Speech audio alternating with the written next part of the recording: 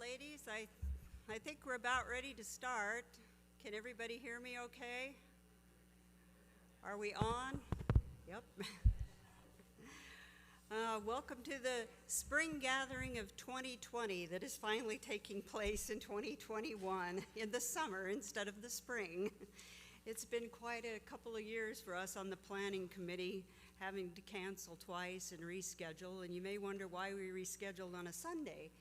We thought maybe Sundays would be a little more open for people because we were afraid after the whole COVID thing, Saturdays would be filled with weddings and baptisms and things like that. So we thought maybe we'd try for a Sunday afternoon, evening and see how that worked. So that's how that happened. In your agenda for the day, you'll notice, make sure you're looking at the right agenda. Our theme for the day is conservation, more or less, conservation, protection of our natural resources. And so on our agenda for the day, you'll notice one side says 2020 and the other one says 2021. Look on the 2021 side. We reused the paper that we printed on for the 2020 so that we didn't have to use more paper. The theme for the spring gathering is 1 Timothy chapter 4, verses 4 through 5. For everything God created is good, and nothing is to be rejected if it is received with thanksgiving, because it is consecrated by the word of God and prayer. And I ran across a couple different readings over this 2 years that just really fit today's theme. For one thing, I read that scientists know that our planet is precisely the right distance from the sun to benefit from its heat.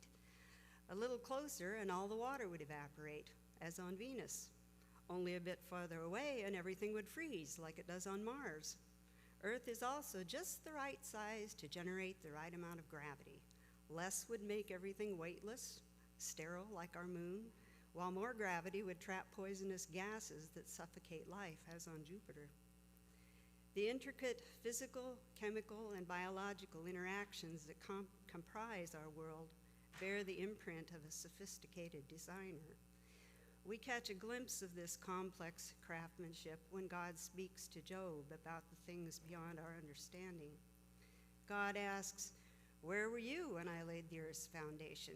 Who marked off its dimensions? Surely you know. Who stretched a measuring line across it? Or what were its footings set?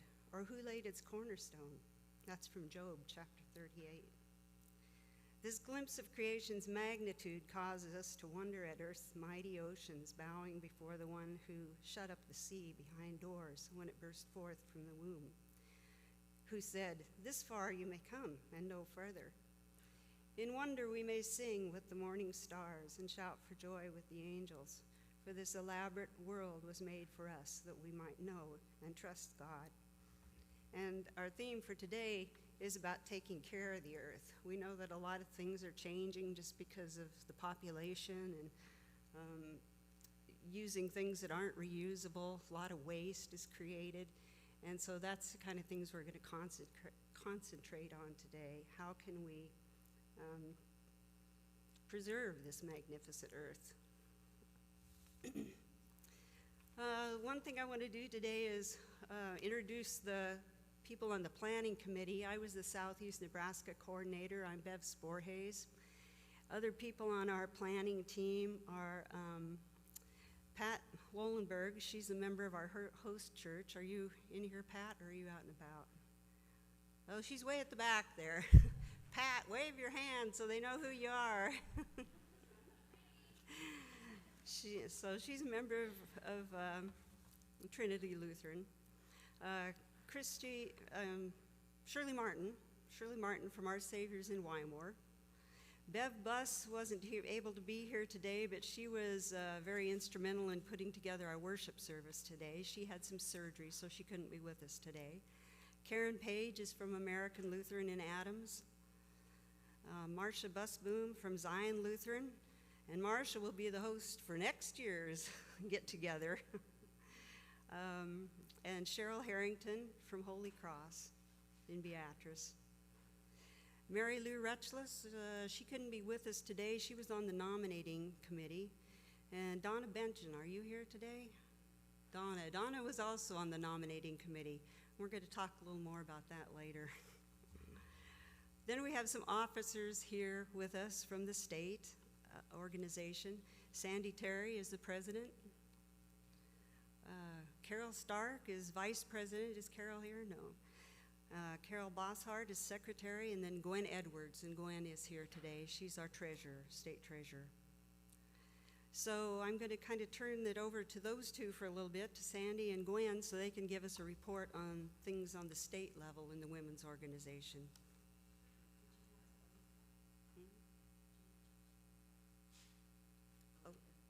Oh yes, I guess I did forget to mention Alita. Alita Eisenhower is our coordinator for our Southeast Nebraska, our board member. Yeah. Board member. I know, you have to learn all the new terminology. Either you're a board rep or you're a board member, or it's a convention, or it's a conference, or yeah, whatever. But I'm Sandy Terry, and I have served as your Nebraska Synodical Women's State President. This is my second year. So when COVID hit, it was like there was just like a little blimp in the term. And, you know, I didn't even think about the Nebraska Synodical Women for a while, just like the rest of us. But it's just so good to be here today to hear the chatter, the talk, and the laughter that is going on.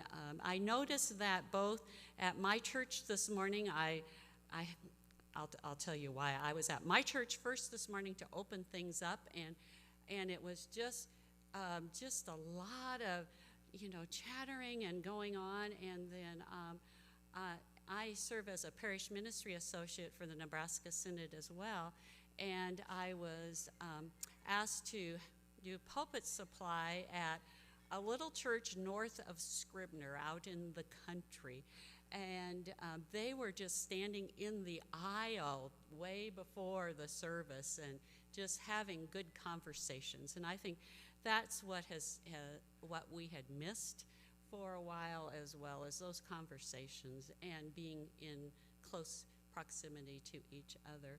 But I'm here today to share what's going on both at church-wide and statewide as well in our organization.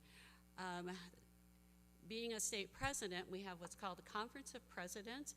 Generally what happens is we all travel to Chicago, but since that was not a possibility, it was a meeting by good old Zoom. You know, I think we've all either become very proficient at Zoom or have gotten really tired of Zoom.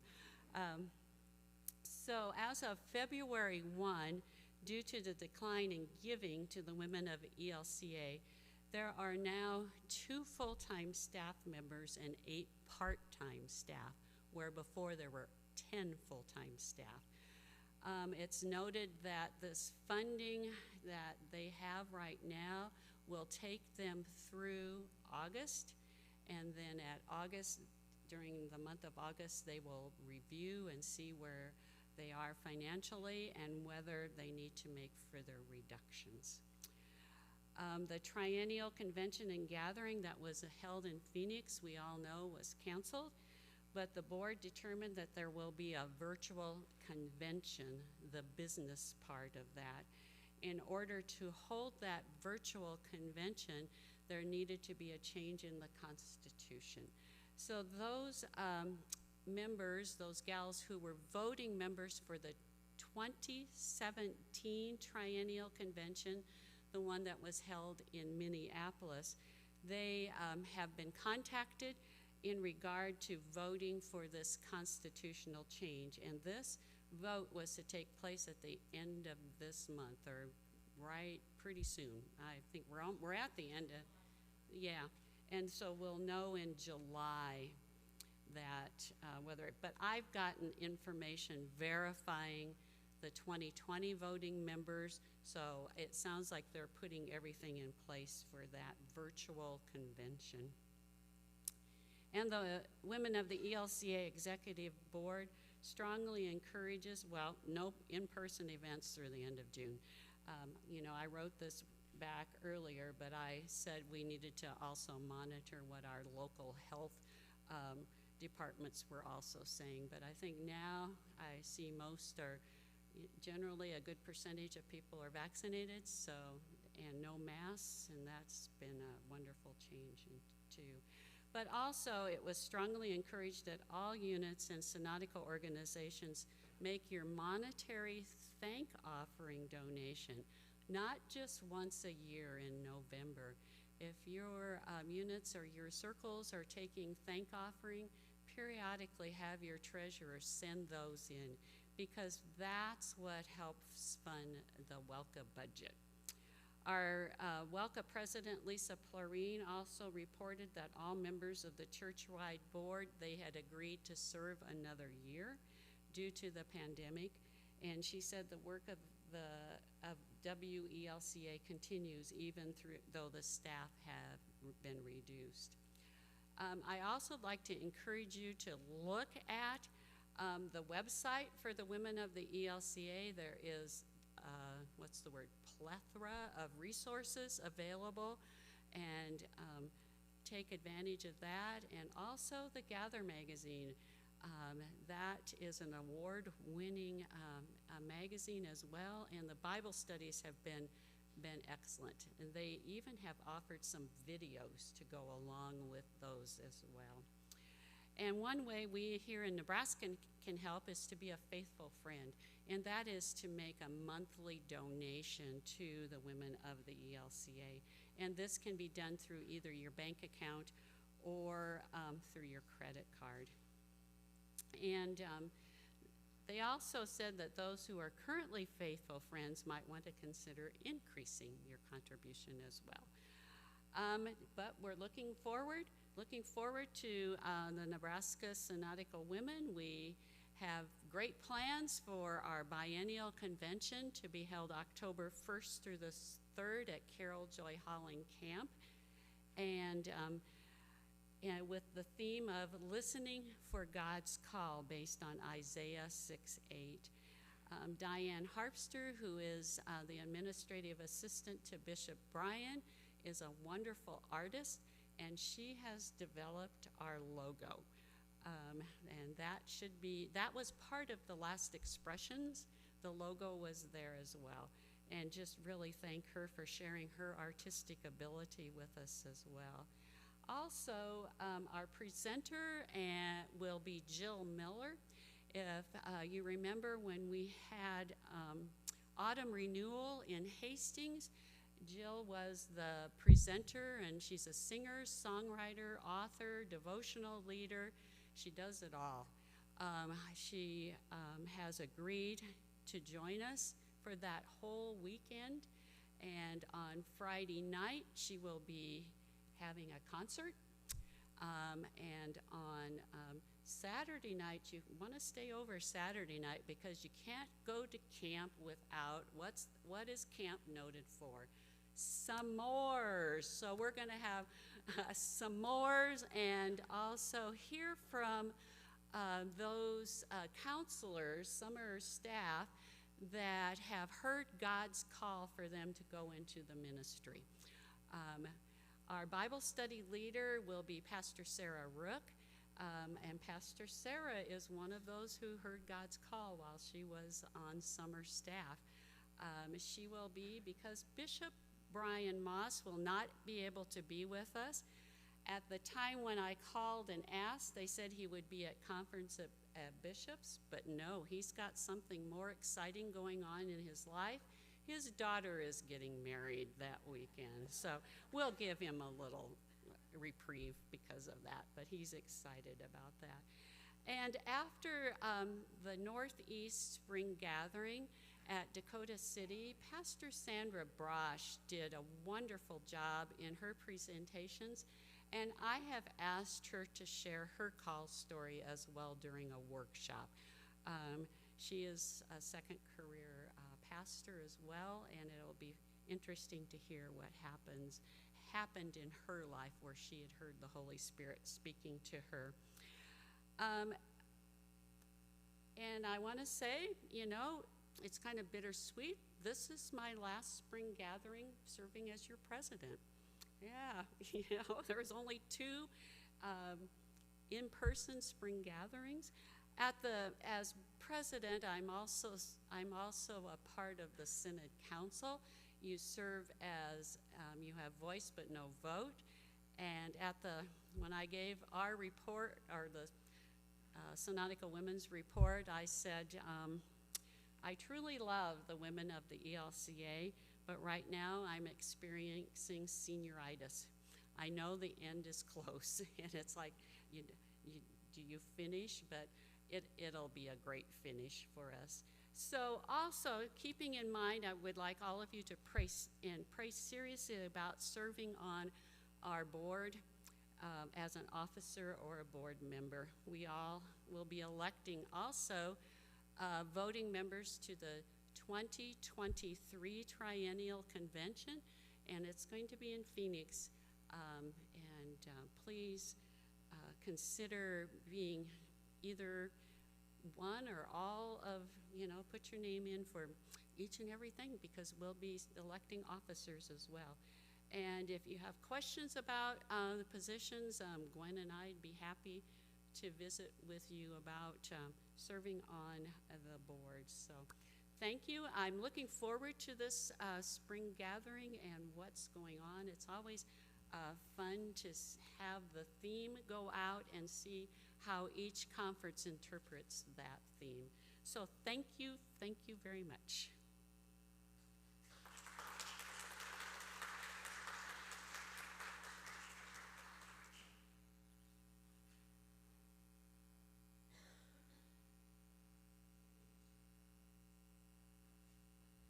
Good afternoon, ladies and gentlemen.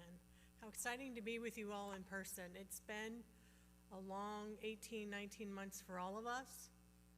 And yes, in April, we held an in-person spring gathering, and 98% of the people were there without wearing masks. I was the one in the back wearing the mask, not because I was afraid of everybody who was attending, but because your company still has all these rules you have to follow. But they have now since changed the rules for employees that are vaccinated, so I can do what I want. It is great to be here with you all. It was a nice scenic view, and I trusted my Google Maps to get me here, and didn't fail me, got me right where I needed to be. So although we weren't meeting in person, the ladies individually and as a unit in your churches, you are still very faithful in your giving and in supporting the organization. So we have still been getting offerings, even when we don't solicit for them. We had Winter Retreat this year purposely planned to be virtual, which was a good thing, because if we'd done it in person, that snow would have made us cancel for the third year in a row. But ladies sent in $446 for offering. And we didn't promote like we do for our spring gatherings. When this board that was elected at your October 2019 convention first met, at the very first board meeting, I was being bold, and I said we need to send more money to the church-wide women, that we can afford to do that. Nebraska's in good shape, we can do it. So we now send in, when you send in your regular offerings, we send in 75% straight to the church-wide women, or a minimum of $1,000 a month. Now, during a pandemic, there was a few times where we barely got any, could be because of the holidays. So though we only received $69 that month, I still mailed $1,000 to Chicago. But when the whole year was over, we still made a little bit of money to keep in our budget line. And why might we need money in there in advance? Because we're paying for deposits for Carol Joy. Because registrations don't come in yet, but yet Carol Joy needs the deposit. And all our events are designed to hopefully break even. We are not a profit-making organization. We send out money. And I think at the very first meeting I attended as an official meeting, I recommended we donate $10,000. So we are trying to help those that need. But I thank you again for being regular and sending in your offerings. Somebody here today said they got theirs back. I noticed somebody else got one back, but they happened to mail me that, so I'm going to pop in the post office to see what the deal is. But there is a street in the subdivision next to me, which is part of the Air Force housing, that is spelled very similar. So either the post person in my office or my neighborhood or that neighborhood is writing in my correct address, and we are getting the mail. So last year we received in regular offering $18,273.06, and we sent $16,552.70 to Churchwide. Spring gatherings were held in 2020. We held one, and the rest just went gone. They were done. But ladies and units still sent in their offerings. So even in 2020, we received over $2,700 of offering. Autumn renewal we held virtually in 2020, and once again, ladies promoted offerings. We didn't say this is where offerings go. Now, we did this year in 2020 for all those virtual ones, because without, like Sandy said, without the support the Churchwide is getting, the Churchwide organization is going to end up shrinking, and we don't want it to die. I served on that board as a Churchwide board member, and the work we do. How much do we learn from the Churchwide women? I would have never given some of the things that we support a thought. Human trafficking, would have never given a thought in the Midwest. That doesn't happen here in Nebraska. Well, yeah, it does happen here in Nebraska. So it's a good organization. It's not just, it is all about fellowship. We need to fellowship. I enjoy seeing all you ladies who I hadn't seen in years. And from some of you, when I first met you, my son was 4. So anybody can do this. I was a brand new mom, and I was serving on the Nebraska board. That kid is now, like this, and he's starting his 3rd year at Lincoln in the fall. So I want to thank you for the offerings you have given. If you want more numbers, I can give it to you. I know some people like the numbers, some don't really hear the numbers. My notes are a mess. They were written from Metro East. I apologize. But I just want to thank you.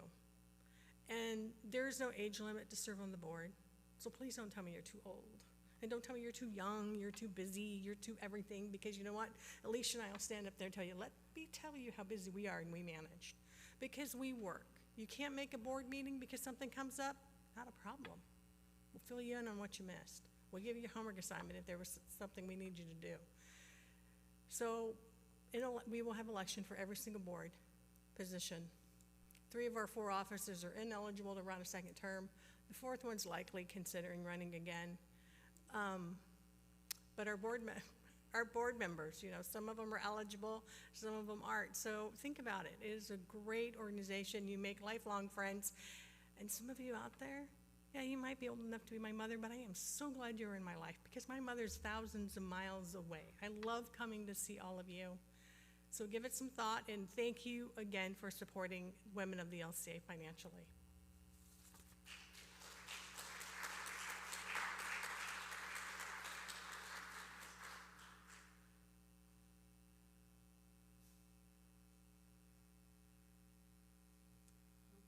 Thank you, Sandy and Gwen.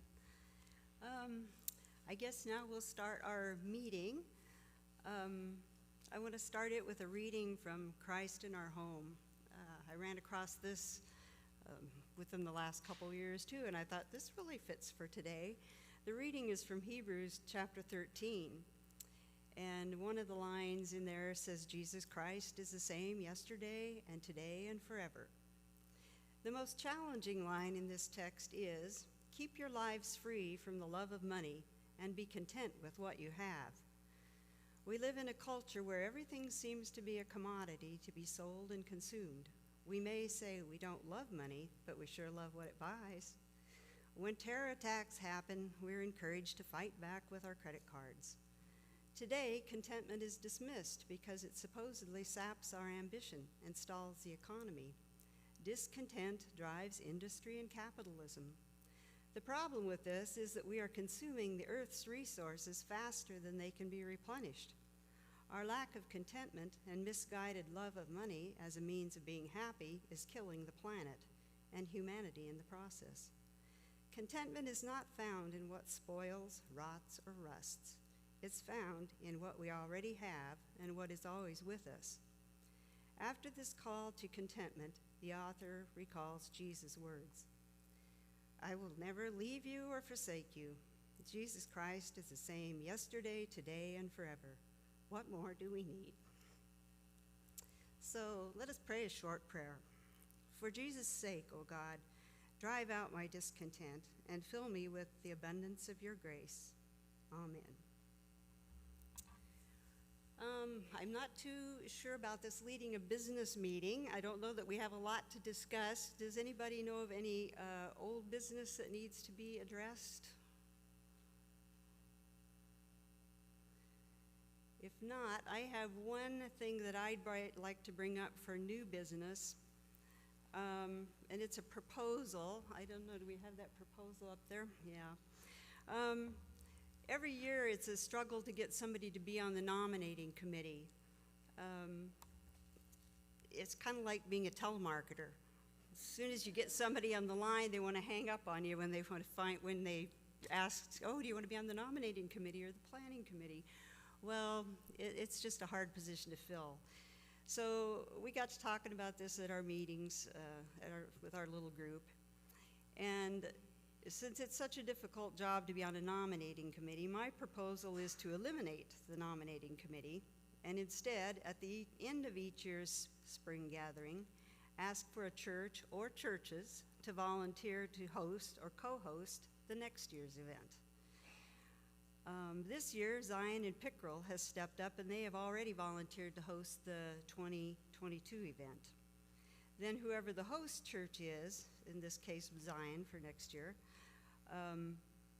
they can, if they choose, ask women from neighboring churches to help them on the planning committee. Otherwise, if they have a very active women's group and they feel they can manage it on their own, that's okay too. If a church's women's group is small, 2 or 3 of these smaller churches could co-host the event and hold it at whichever church feels that they can best accommodate a gathering. I see this being helpful in several different ways. First of all, it would eliminate the need for a nominating committee. No one likes making the calls and being hung up on or whatever. And no one likes being put on the spot for an answer. Women on the committee, if we did it this new way, women on the committee would most likely know each other and they could communicate easily without having to drive 30 to 90 minutes for meetings throughout the year. I know I live in Syracuse, and for me to meet over here, it was about an hour and 15-minute drive, which I don't mind because I like to drive, but I like to see the countryside, but sometimes it's just not that handy. And it's just easier for a group of people to say, yes, we'll do that next year, than it is for one person to say, yeah, I think maybe my group would do that, but I'm not sure. I don't know, any questions or comments? Does anybody think this would work or not work? Is it something we should try? Definitely.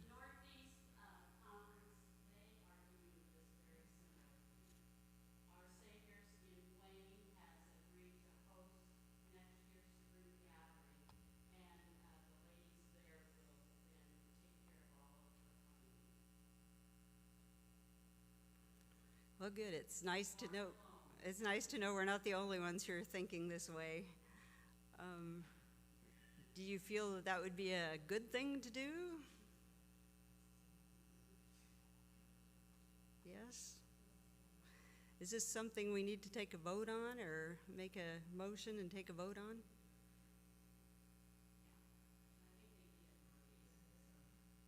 Yes? Okay.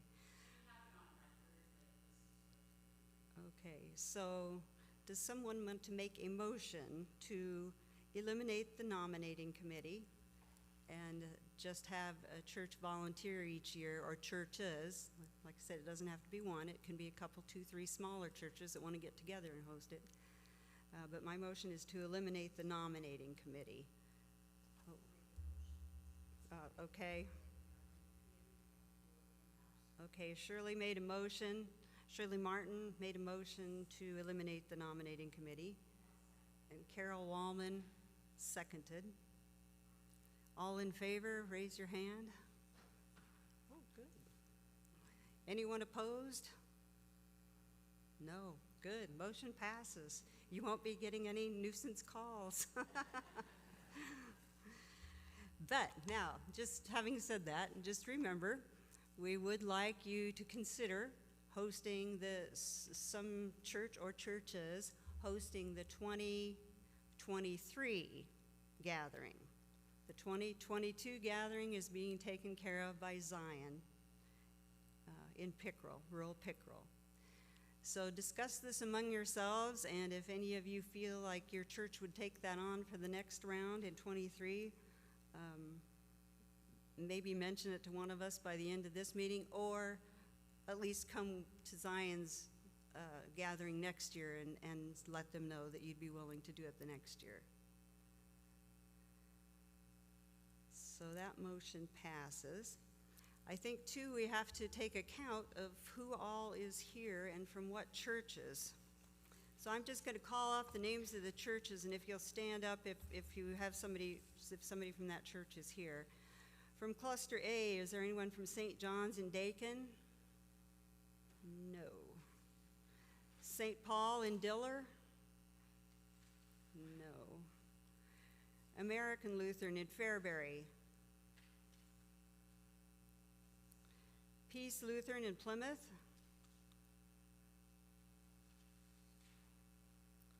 Stand up if you're here. Emmanuel in Wymore? Emmanuel State Line in Wymore? Our Savior's Lutheran in Wymore? Shirley. From Cluster B, American Lutheran in Adams. You have two. Okay. St. Paul's in DeWitt? One? Two. Two, okay. Two from St. Paul's in DeWitt.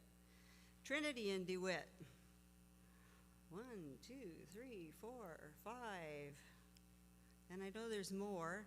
I know Pat's out there, 6. We got at least 6, maybe more. American Lutheran in Philly? No one. Christ Lutheran in Pickrell?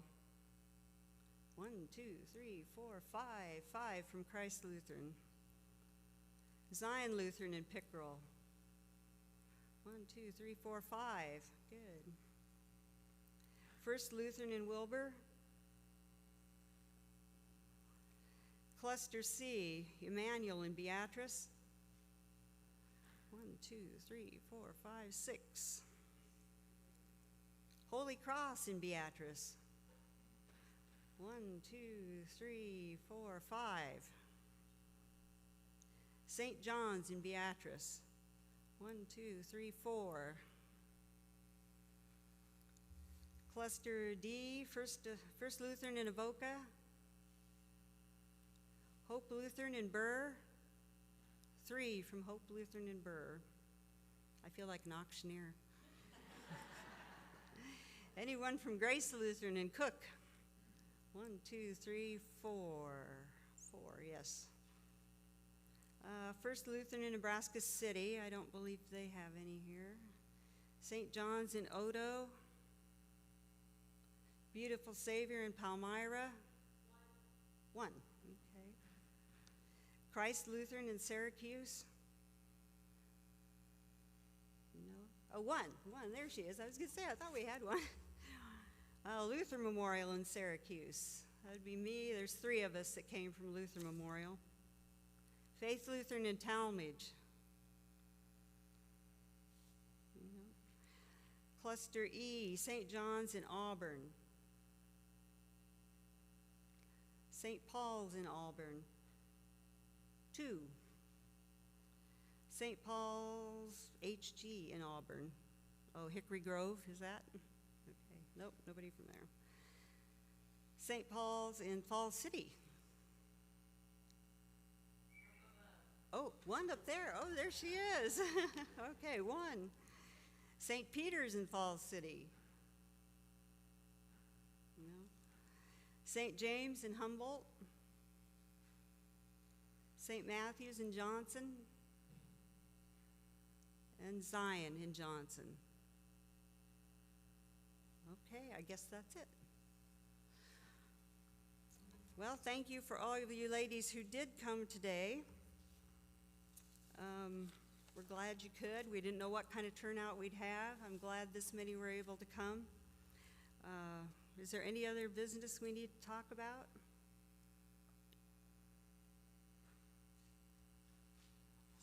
Sandy?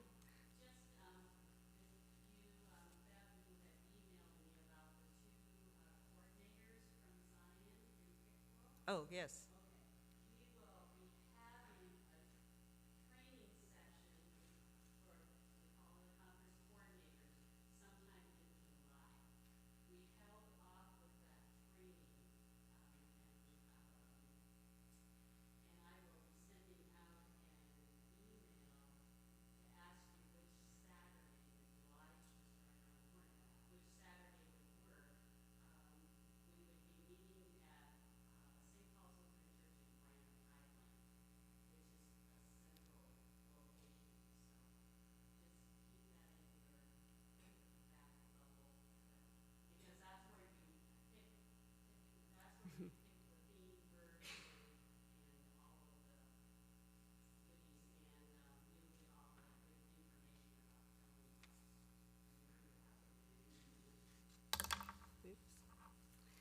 Then I guess my only other question is, since we are eliminating the nominating committee and we have those on the planning committee already for next year, do we need to vote to approve those that are on the planning committee for next year?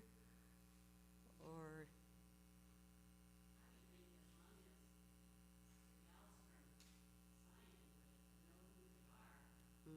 And we did have a few volunteers for next year that are from different churches, not all from Zion. Yeah. So if any of you are here today that volunteered for next year to help with Zion, you're still on the committee. Okay, if there is no other, Lilita.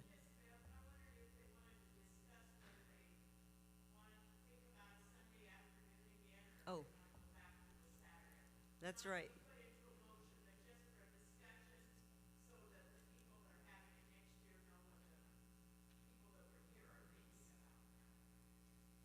Does anybody have any thoughts? Does a Sunday afternoon like this work better, or do you prefer the Saturday like we did before, Saturdays?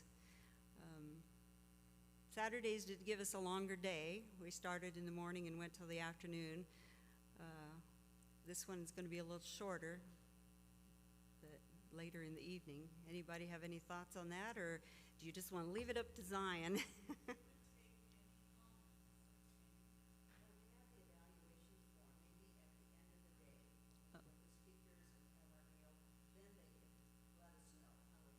That sounds good, yes. Put it on your evaluation form if you prefer one or the other, Saturday or Sunday. Good thought. Thanks, Shirley. Anything else?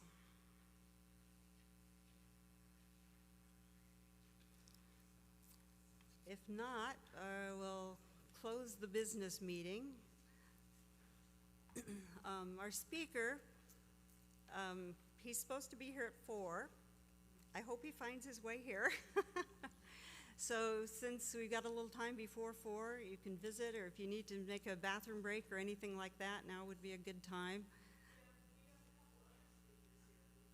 Oh, okay, yeah, if we've got some that are here from our, yeah, okay. Yeah, let's do that. Or if anybody does need to take a bathroom break, feel free to step out for a few minutes.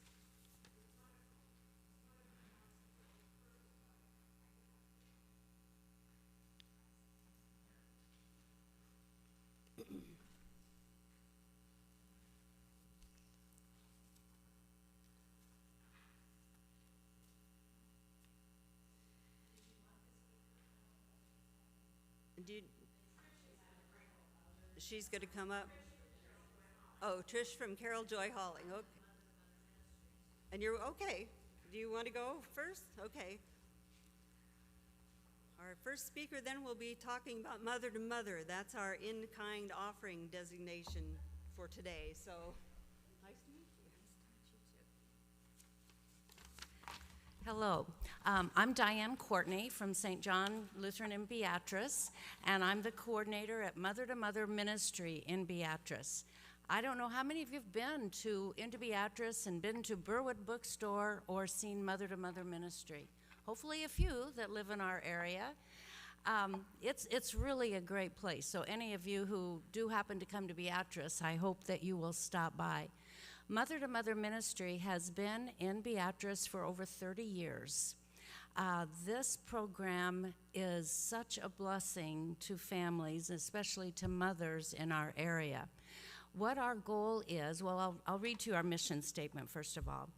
We are a network of women joined together in friendship, offering encouragement and support through life's challenges, encouraging the best in each other. It was recognized over 30 years ago that sometimes young moms in our community, whether they're single moms or not, really have a hard time sometimes reaching out and making friends and getting support. And that's what Mother to Mother Ministry was started to do, to really offer friendship and support to moms. many of us, myself included, grew up where I had my mother, my mother-in-law, I had my grandmother, and, you know, I had lots of support with lots of family members around. But a lot of our moms that come into our area don't have that. And if you don't have a mom that's close, or even if that relationship wasn't very good, and if you're a single mom and you have preschoolers, how do you make friends? How do you get support? And how do you work with getting supplies and the needed things you need for your children? It can be very difficult. So Mother to Mother Ministry developed this program to offer that friendship and that ability to connect. So what do we do at Mother to Mother Ministry? We are supported with United Way and also the proceeds from Burwood Bookstore, which is a bookstore.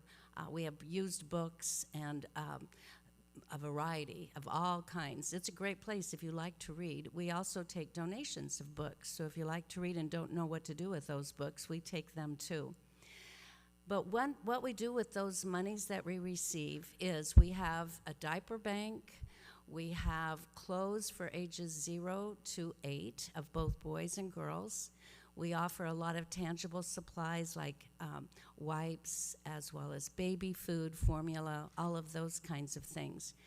But we offer much more than just those tangible things. We offer that ability to make friends and have fun. Young moms, or moms of all ages, us included, right, like to have a good time and like to have fun together. So our coffee pot is always on. We have play date every Tuesday morning. I go and meet moms right now currently, and throughout the pandemic we weren't, of course, able to meet for a while. But right now we're meeting at a park in Beatrice. The kids play and I play with them, and the moms get to visit and have fun and talk, share ideas, share what's going on in their lives, talk about problems, challenges, whatever. We have story time every Thursday morning. And again, right now we're in the park. I read stories to the kids, and moms, again, get some time to talk and visit and make friends. Once a month, we have an activity. In September, we usually always go to Children's Zoo in Lincoln. Mother to Mother pays for families to go to the zoo. When I first started at Mother to Mother as coordinator about 5 years ago, after I retired from being a registered nurse, we were planning our zoo trip. And one mom came in, and she was getting some supplies, some diapers and so on, and I was telling her about the zoo trip to Children's Zoo, and she said, "I've never been to a zoo." And of course, her child had never been to a zoo. But this was a mom, you know, that herself, all growing up, had never been to any zoo. Now, we all know Henry Dorley is huge and wonderful, but that Lincoln Children's Zoo is pretty awesome as well, and it was a wonderful time for her and her family that got to go. And again, we pay all the expenses. We provide transportation for those moms that don't have vehicles or ability, or maybe they have a vehicle, but they just don't trust it to go on the highway to Lincoln, so we provide transportation, and then we pay for their way. And we do, in the spring, we do a trip to the Lincoln Children's Museum, and we do the same thing, pay for everyone. In the fall, October, we usually go to the pumpkin patch, but it's no longer going to be there outside of Beatrice, so we'll find another pumpkin patch or something to do. And every child gets a pumpkin, and we just have a fun evening of hot dogs or something there. During the summer months, we're doing picnics in the park, and we provide the food, and it's a time, again, for families to just have fun, be together, and make friendships. Throughout the year, we do just a variety of activities like that, whether it be to someplace special or just a movie night. We pay for sometimes just moms going to the movies, because sometimes moms just need a night out, right? And so we vary it. We offer a craft night in the fall. We offer in December a Christmas dinner where we all get together. And of course, in 2020, we couldn't go to a restaurant, so we had a caterer in Beatrice that prepared meals, and they could register for a family meal and then drive by and pick it up. And every child got a book, because we very strongly, I told you, we're associated with Burwood Books, and we very strongly believe in reading for kids. So we really promote a lot of giving books and promoting reading and family activities. So that gives you just a little bit of what we do at Mother to Mother Ministry. It's just a variety of activities, lots of fun, lots of support. There's moms that have gotten together now after coming to Mother and developed a book club. And so they get together now and read a book and have a discussion with the book. So, it's just all of those kinds of things, all the other ongoing things. We have some moms that came when it first started 30 years ago. And so they come to our activities, like our Christmas dinner. Couple of them even go to the children's zoo because they love that too, and that's been fun for them to come. And so it's all ages. Some of our moms need help with those tangible supplies like diapers and all of that sort of thing. Some of our moms do not need help. They're financially able to support their children and their families, but they need the friends.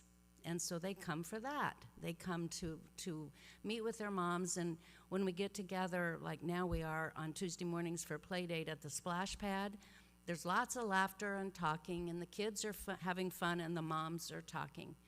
And that's what Mother to Mother Ministry is all about.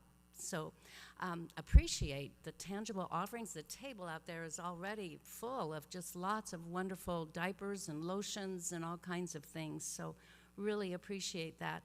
And I invite you to stop in and see us in Beatrice. The bookstore is wonderful, but I also want to show you what we have for Mother to Mother and hope that you will stop in. Are there any questions or anything that I can answer for you about Mother to Mother Ministry? Oh, our hours.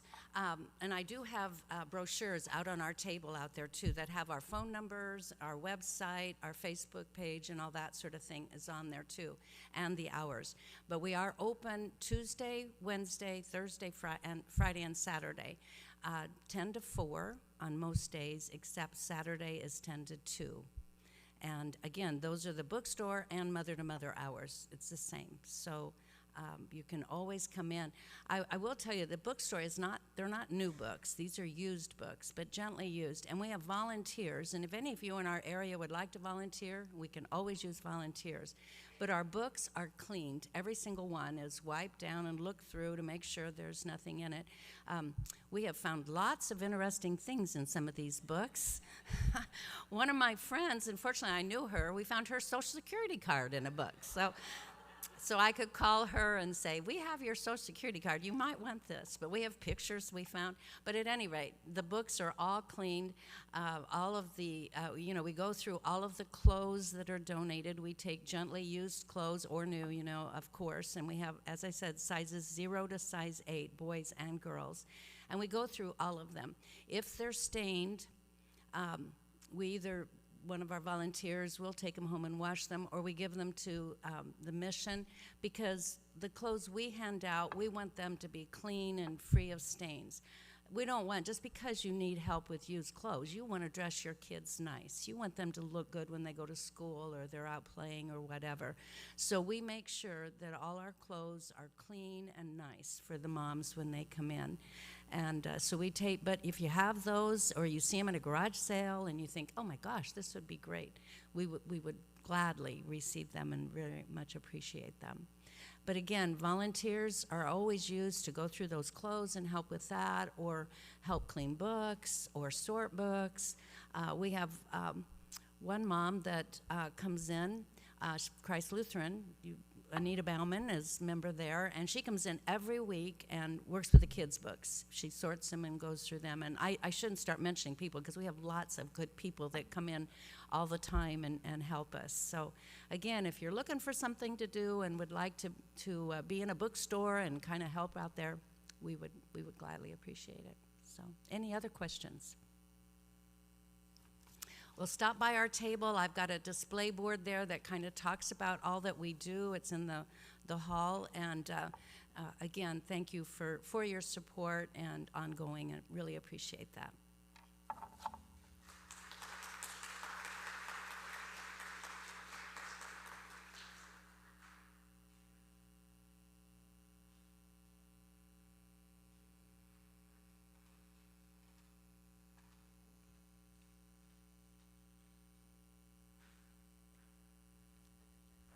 Good afternoon. I'm Trish Hanaszewski, and I am the Associate Director of Development at Nebraska Lutheran Outdoor Ministries, Carol Joy Holling-Camp, that you're, I'm sure, all very familiar with. So thank you for having me here this evening.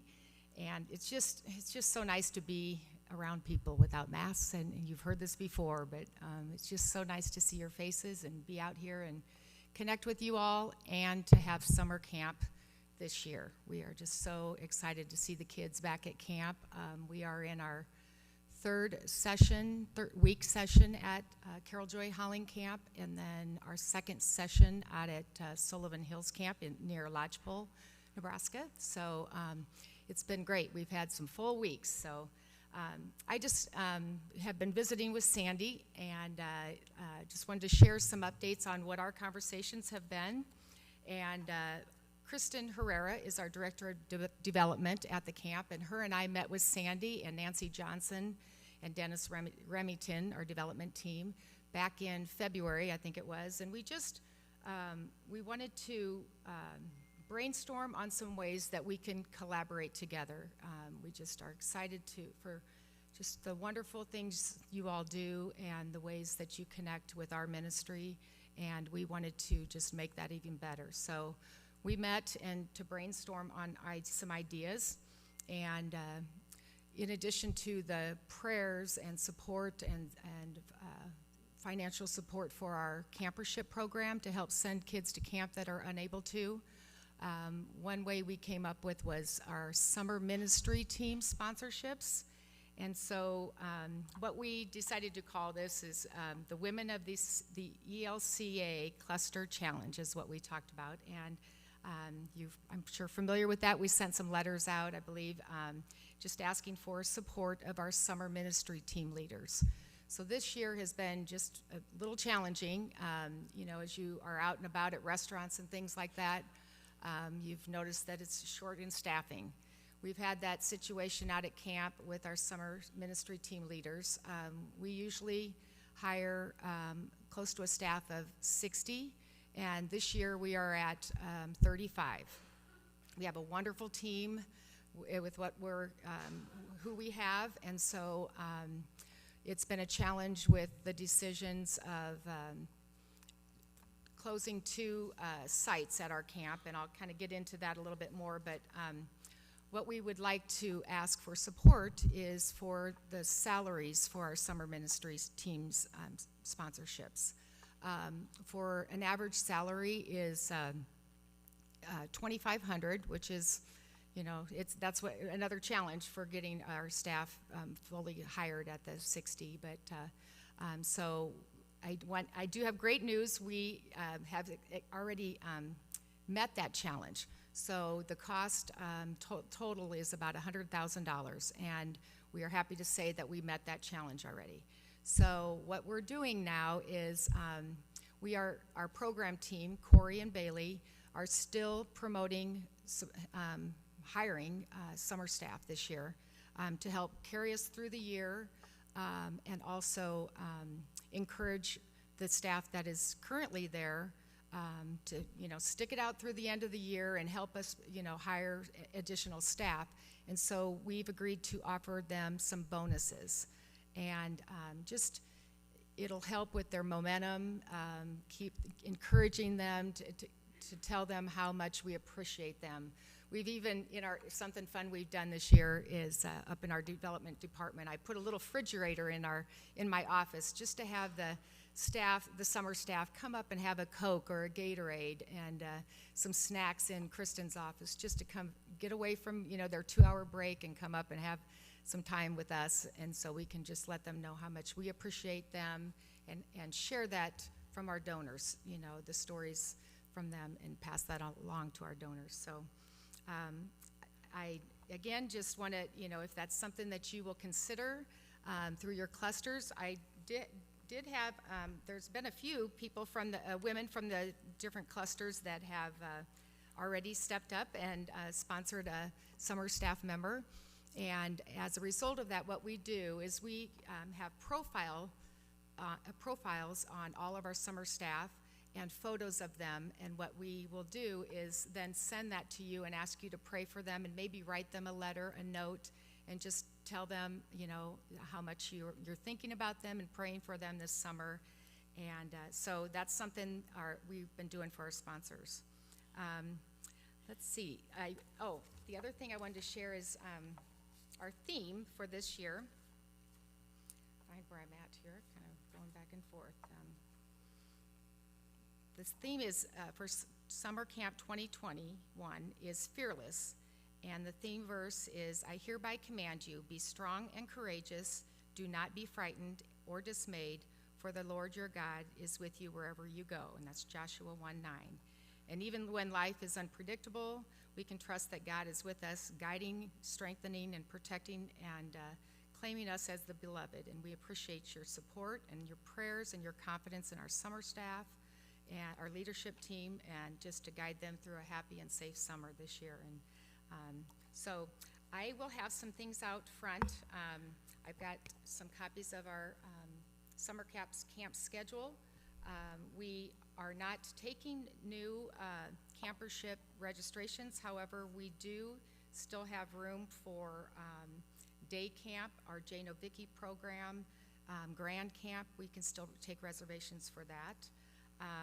And I also have out there is some information on encouraging camper notes and where to mail notes if you have some extra time, if you like to write letters, if you like to be artistic, just send a little note. I've got some cards out there with our theme that are blank on the back. And our summer campers, every day at lunch, they'll get a card from their sponsor, they'll get a card from a grandparent, a family member, just to let them know they're thinking about them that week, because we all know that, you know, especially the first few days, they're very homesick. So these will be out there if you would like to take a couple cards and just mail them to the camp. The information is on here. We'd appreciate that, and just another way for us to collaborate with you. And I think then, Terry, we've been visiting with Sandy and Nancy, and we're trying to come up with a way that our development team can partner with you all at the conference in October. We're working on some type of a little service project idea, so we will have more information to come on that, and look forward to seeing you there and be a part of that, and maybe take you for a tour and everything around camp as well. So the s'mores, when I was sitting back there, it's like, yes, you'll have s'mores. Yes, it's the best thing of camp, that's for sure. So if you don't have any questions, I look forward to seeing you this, not only in the fall, but many of you come to Quilt Auction, which is Saturday, July 31st, so we'd love to see you there. And if you have any questions, I can answer them here or in the back. So, yeah, thank you. Yes. Did you? Okay. Oh, I'm so glad. Thank you for mentioning that. Yeah, we've done it in little ways in the past, but this year we just really got together and brainstormed. We took photos. That was the challenging part, is just getting all the summer staff together, taking their profile pics, getting them developed, but having them fill out that profile. And it's not to do it, it's just to gather it all in the timing with their schedules, because they go through a pretty intense 2 weeks of training before the first week of camp. So it's hard for us to get that time with them and sit down. And I want to share real quick, we talking about summer staff and camperships, we asked our summer staff, they don't make very much, but we ask every year if they would like to sponsor a camper. And this year, even with the shortage of staff, we were able to they were able to raise about $4,500 through their salaries to give back to help a child come to camp. So it had us in tears, and it's just a fun way for us to have them connect with you. And back to like the quilt auction, if you come to quilt auction and want to meet who your summer ministry team member is, we like to connect, together. So thank you for that. It's it's individuals, it's congregations, it's a group of families that will sponsor one individual, and doesn't have to be full salaries. It could be partial, and that's how we got to that $100,000. So yeah, we're working on bonuses, because they certainly could use them, and we think it's necessary. So, yeah, thank you. Anything else? All right, well, enjoy the rest of your evening, but I'll be back there, so thanks.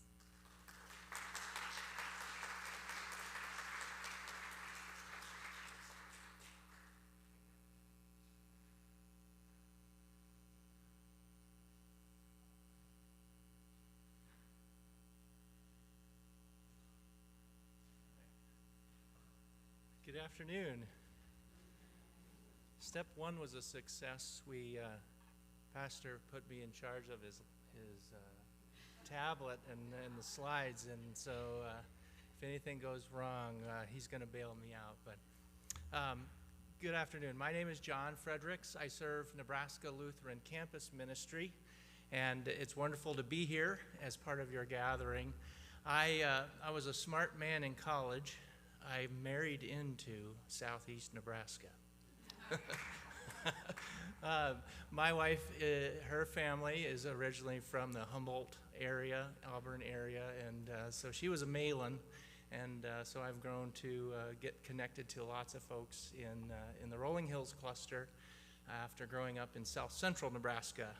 Anyone ever been to Glenville, near Hastings? Okay, there's a couple. I always like to try. It's a very small town, so rural Glenville, and now I have a lot bigger family because one of the folks, one of the Howe boys in Humboldt who works with us on the farm for my wife's family, we were working on a burn one day, burning CRP in the spring, and he says, we were down by Johnson, and he says, point yourself towards Tecumseh, put out your arms, that's your cousins that you married into. So no, it's good to be a part of this family, but it's more importantly great to be a part of this family of Christ that we all have together through so many ways through the Nebraska Synod and beyond. Campus ministry is connected in its mission all across Nebraska. We invite people in academic settings more deeply to Christ in the community that bears Christ's name, so that all can discern their calling as disciples.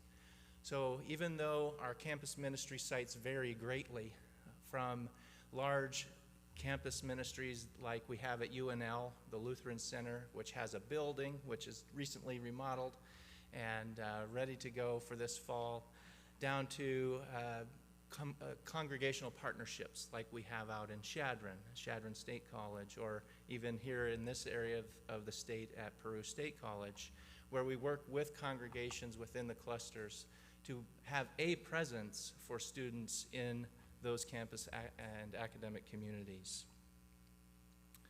We have students of Lutheran background, certainly, but we have students of all faith backgrounds, and our growing and largest group is students with no faith background.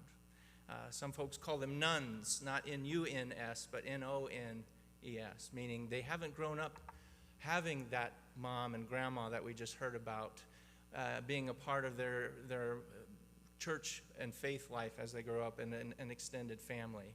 And so when they get to college or they become college-age young adults, they still have those same questions.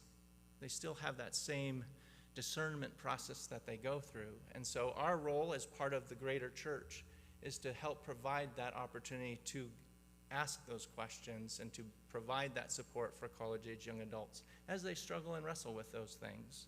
And then also to be there to celebrate with them, to be a part of their lives as they grow in the faith with others. The questions that they might be navigating are, what career will I pursue? What will my personal values be? Well, often our values are similar to those that we associate ourselves with as we grow up. And so being a part of the church and being a part of those who also have a strong faith background is important to help create and nurture that strong faith and define their own values as they grow into adulthood.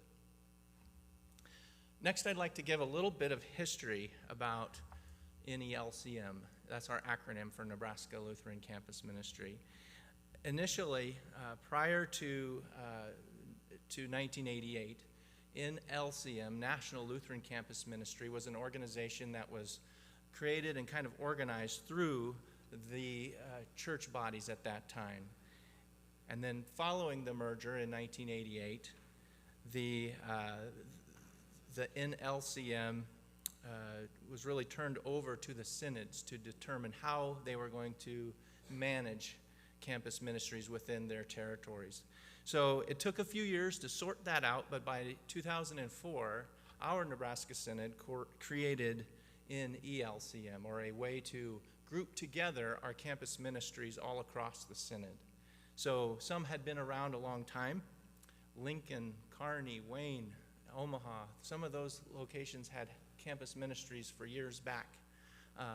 But since that time, as the Spirit had bubbled up in different areas and corners of the state, others were added. So we now have facilities all across 10 different academic settings all across Nebraska. So it's wonderful to be able to continue to share that ministry and that opportunity to connect people to Christ in different places across the state. And where are we? I know I have a limited amount of time, so I have these in hard copies if anyone wants to look at them later, and we'll have them in the back. I wanted to let you know where we are in the state, and it's lots of campuses. So I mentioned Lincoln, UNK and Kearney, Wayne State and Norfolk, which is Northeast Community College, and then Omaha. There's a metro-based campus ministry there that not only serves UNO, but also Creighton and some of the other colleges in the metro area. So even women who are part of the College of St. Mary will come over to St. Timothy Lutheran Church and hang out on Thursday nights with our group that's known as NEMO and be a part of that campus ministry group. Norfolk, as I mentioned, is now merged with Wayne State College and is known as Northeast Nebraska Community College. And then here in Southeast Nebraska, Peru State College, we established that just recently in 2014 as a congregational partnership ministry. And then in the Panhandle, Scottsbluff and Gering that also have campus ministry locations there.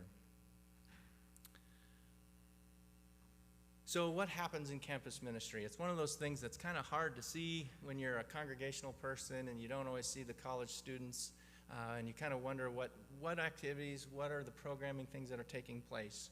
Well, first and foremost, it's a place where students can have authentic relationship and authentic community.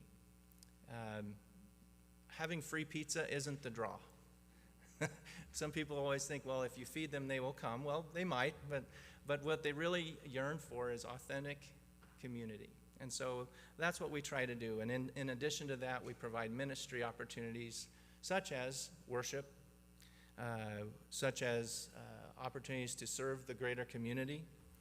On the slide here, you see a picture of Kids Against Hunger, which is something that the Peru State College group had done for a number of years, and a number of your congregations helped to support to make sure that the packing event took place on campus. They can raise, sometimes congregations like mine in Omaha, St. Michael is where I go, we can raise the funds, but we can't get people to show up to pack the bags. But the students don't have funds, but have time. So we helped raise the funds, and the students showed up to pack the meals that were then gifted to not only local areas like the Feeding 44 program in southeast Nebraska, but also internationally. Some of those meals were delivered. An opportunity to discern leadership in the church.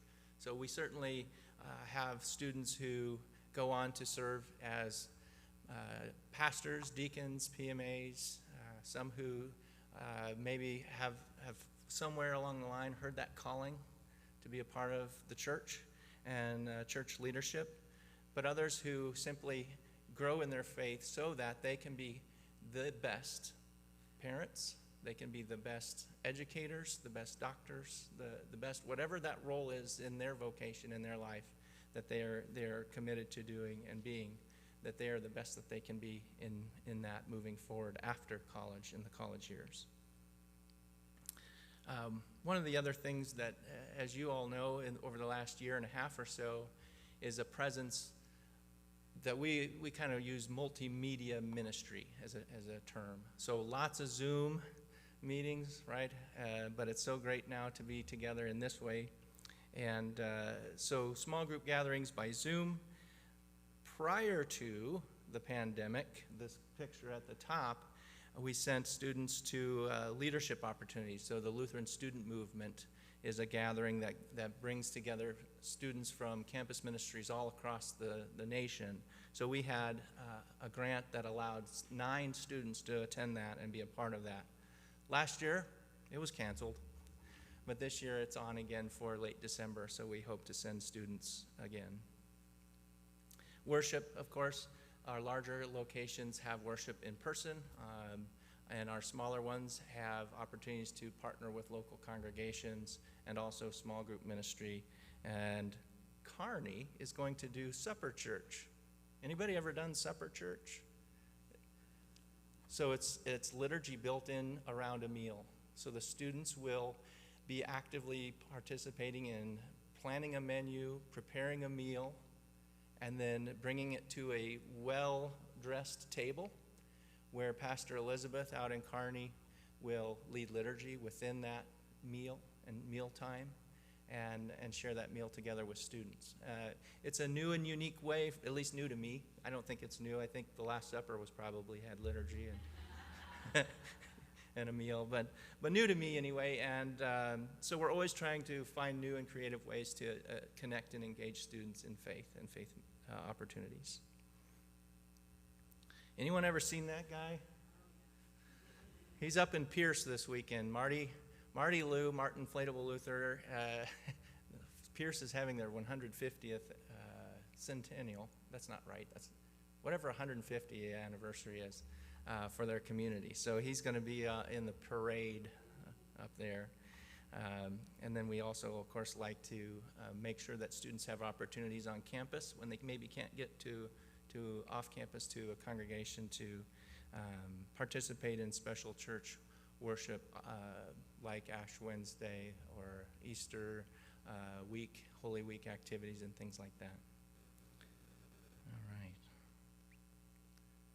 So just a couple last highlights here, and then I'll share some things for your calendar. So if you're a calendar person, have your pen handy. But always at the beginning of the semesters, we have opportunities to welcome students to campus.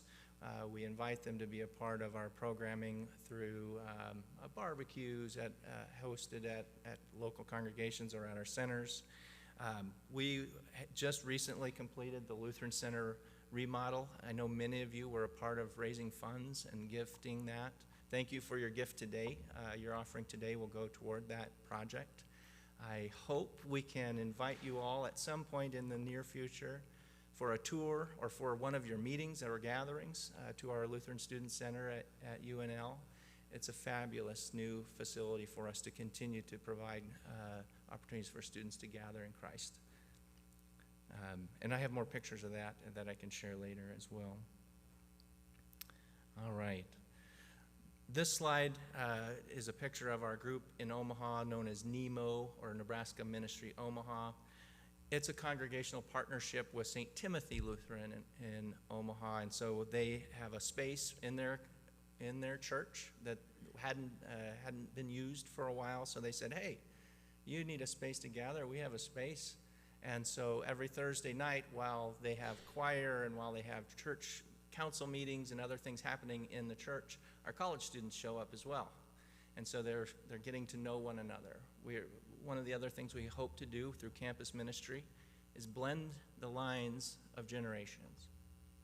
You ever have that trouble where it feels like the groups kind of stay together and maybe don't always connect and get to know one another? We do too. But we're working on it, and we're trying to find ways to engage and allow students to get to know others in our congregations, in communities where they may settle and have their own families someday. We're grateful for you, for all of you, and for your support.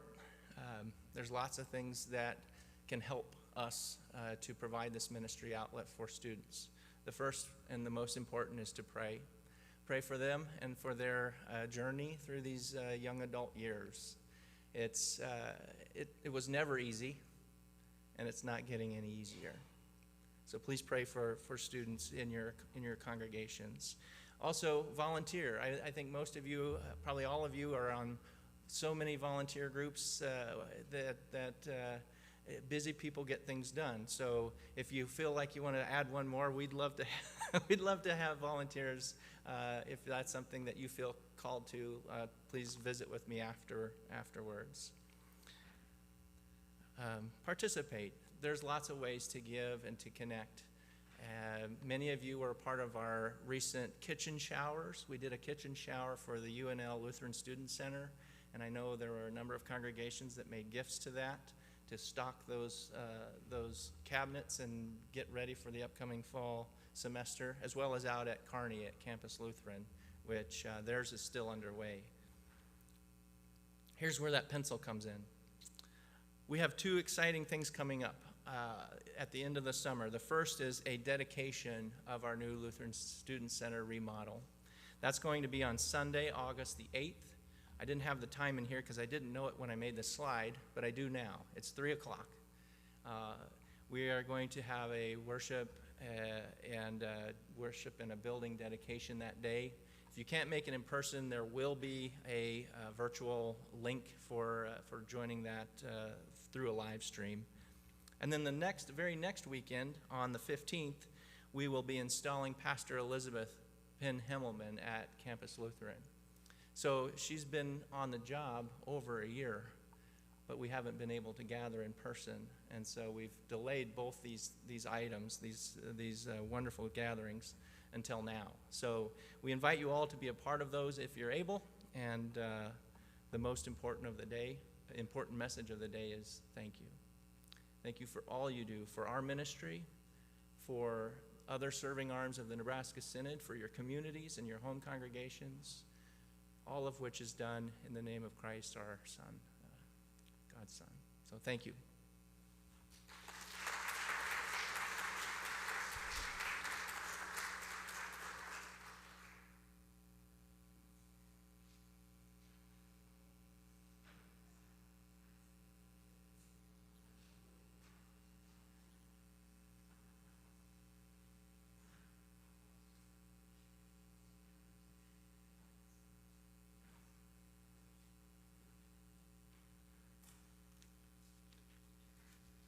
Hello, good afternoon.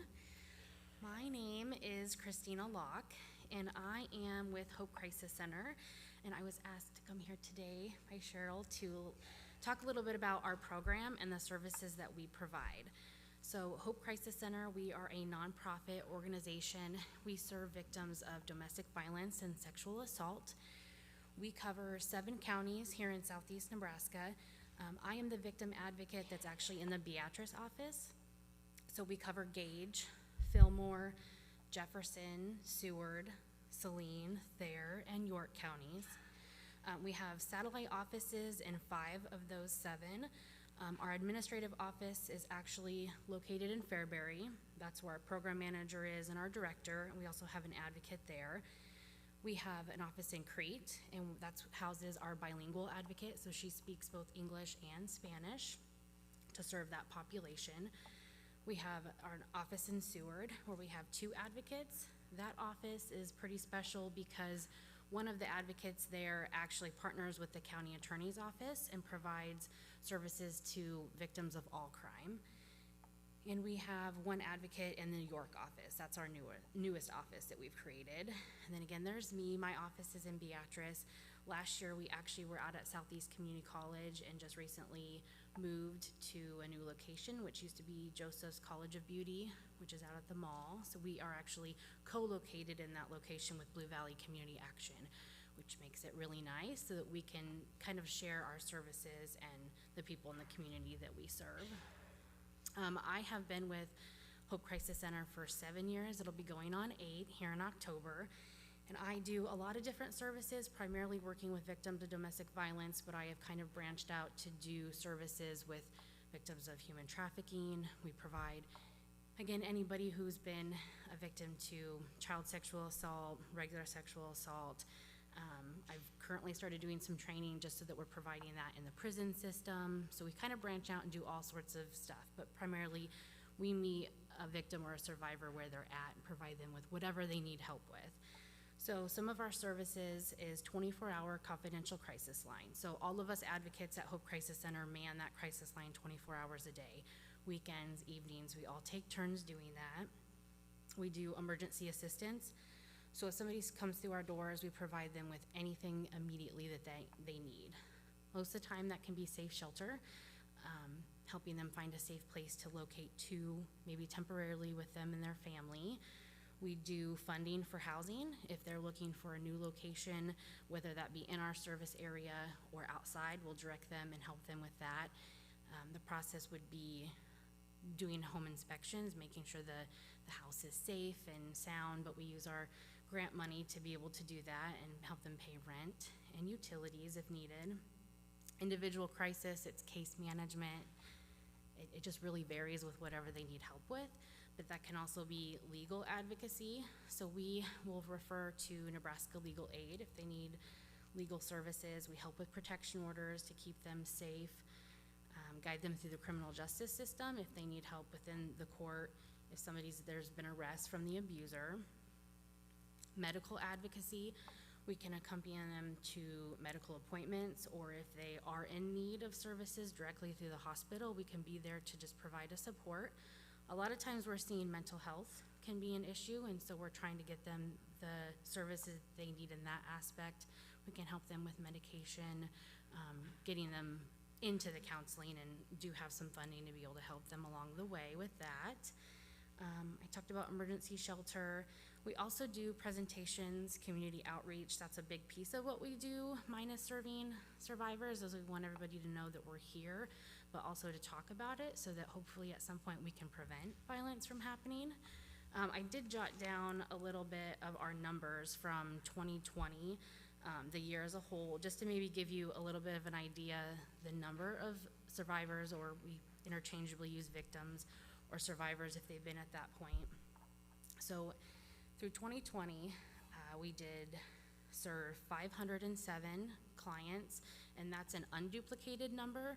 So when somebody's leaving a domestic violence situation, it can take 7 to 11 times for them to leave before they're successful. So sometimes in a year, we may see one client, and then they may come back 6 months later.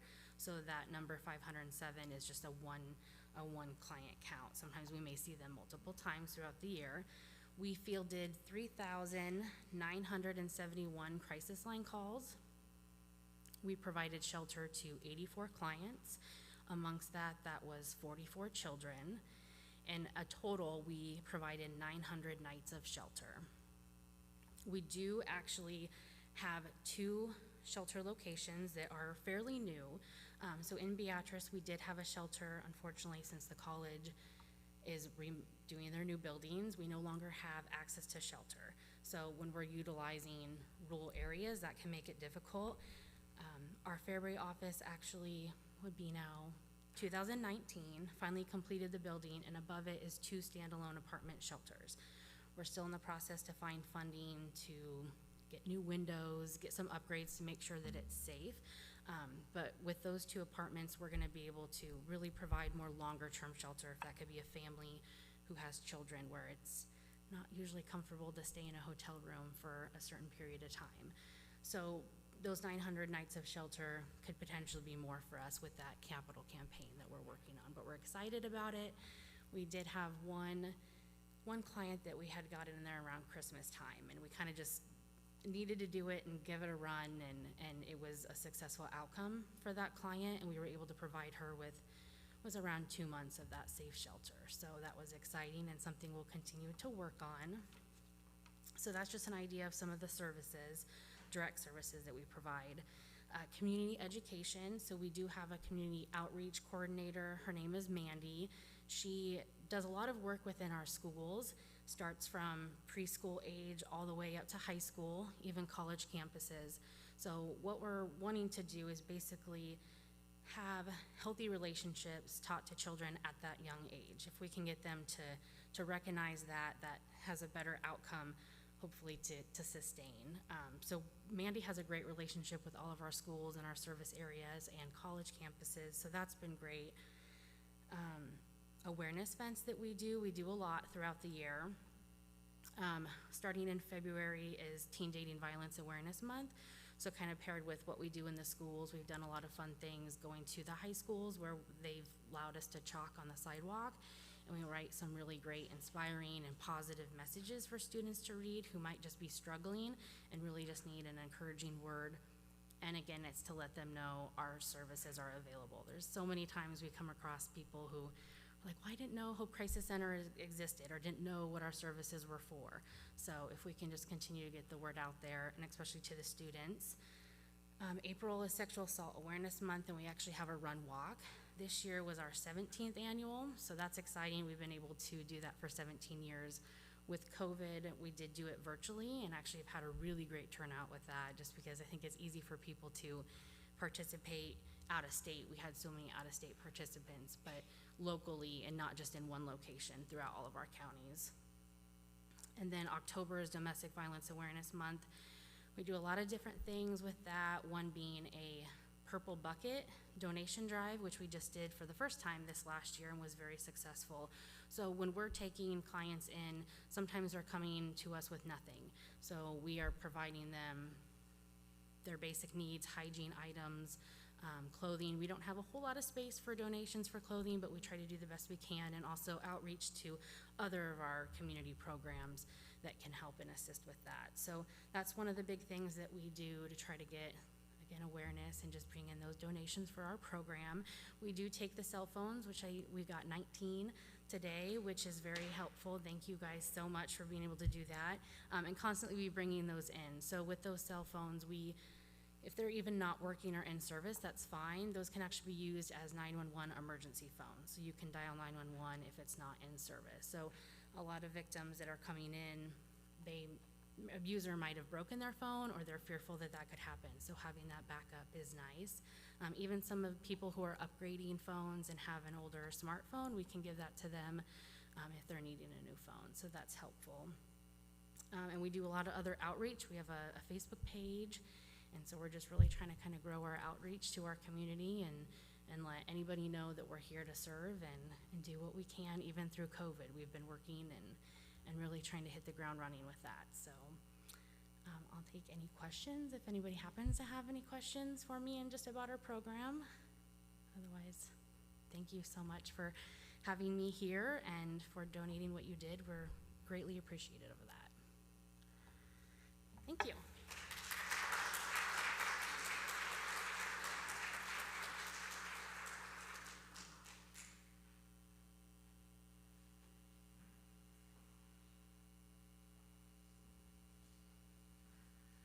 Our guest speaker has arrived.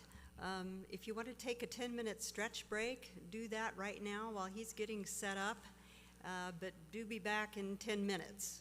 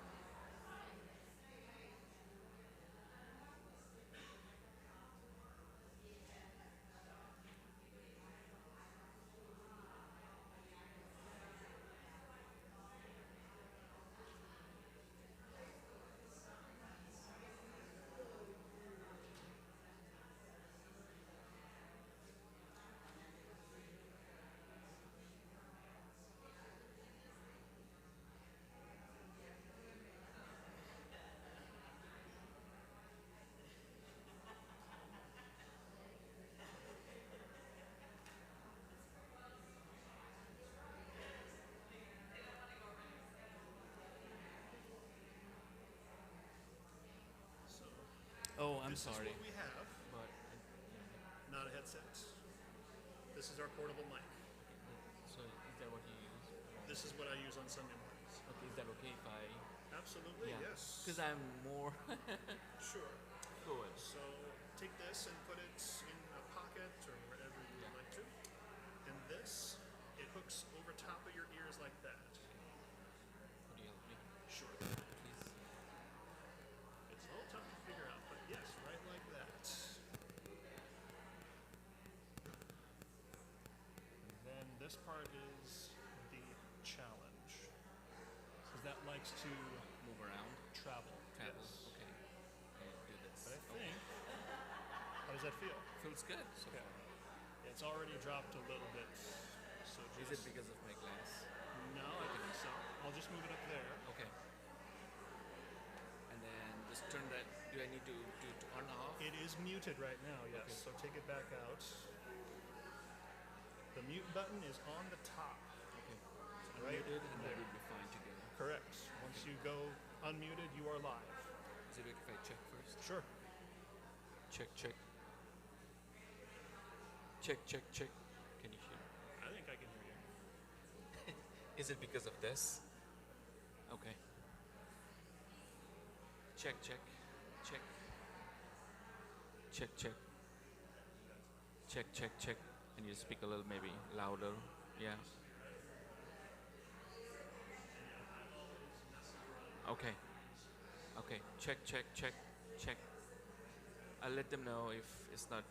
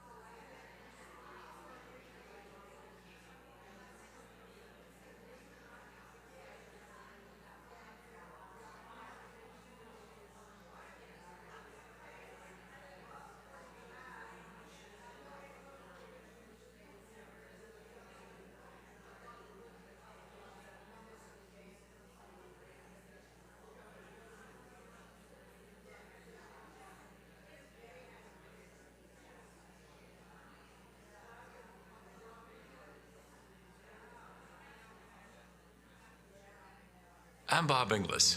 I was a congressman from one of the most conservative.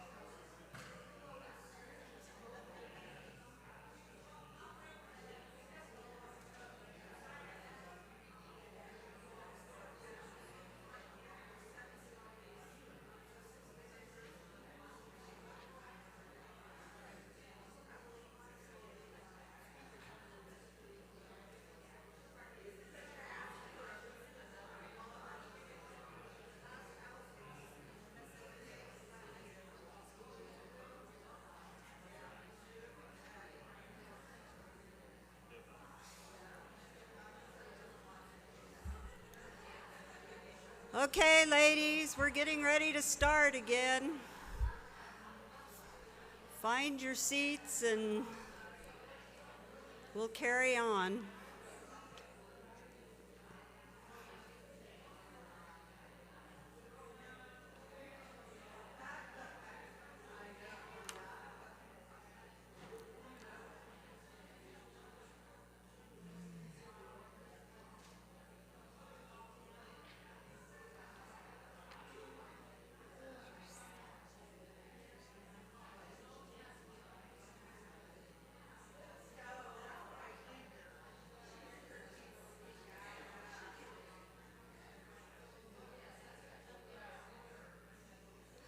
Our guest speaker today is Probs Sharista.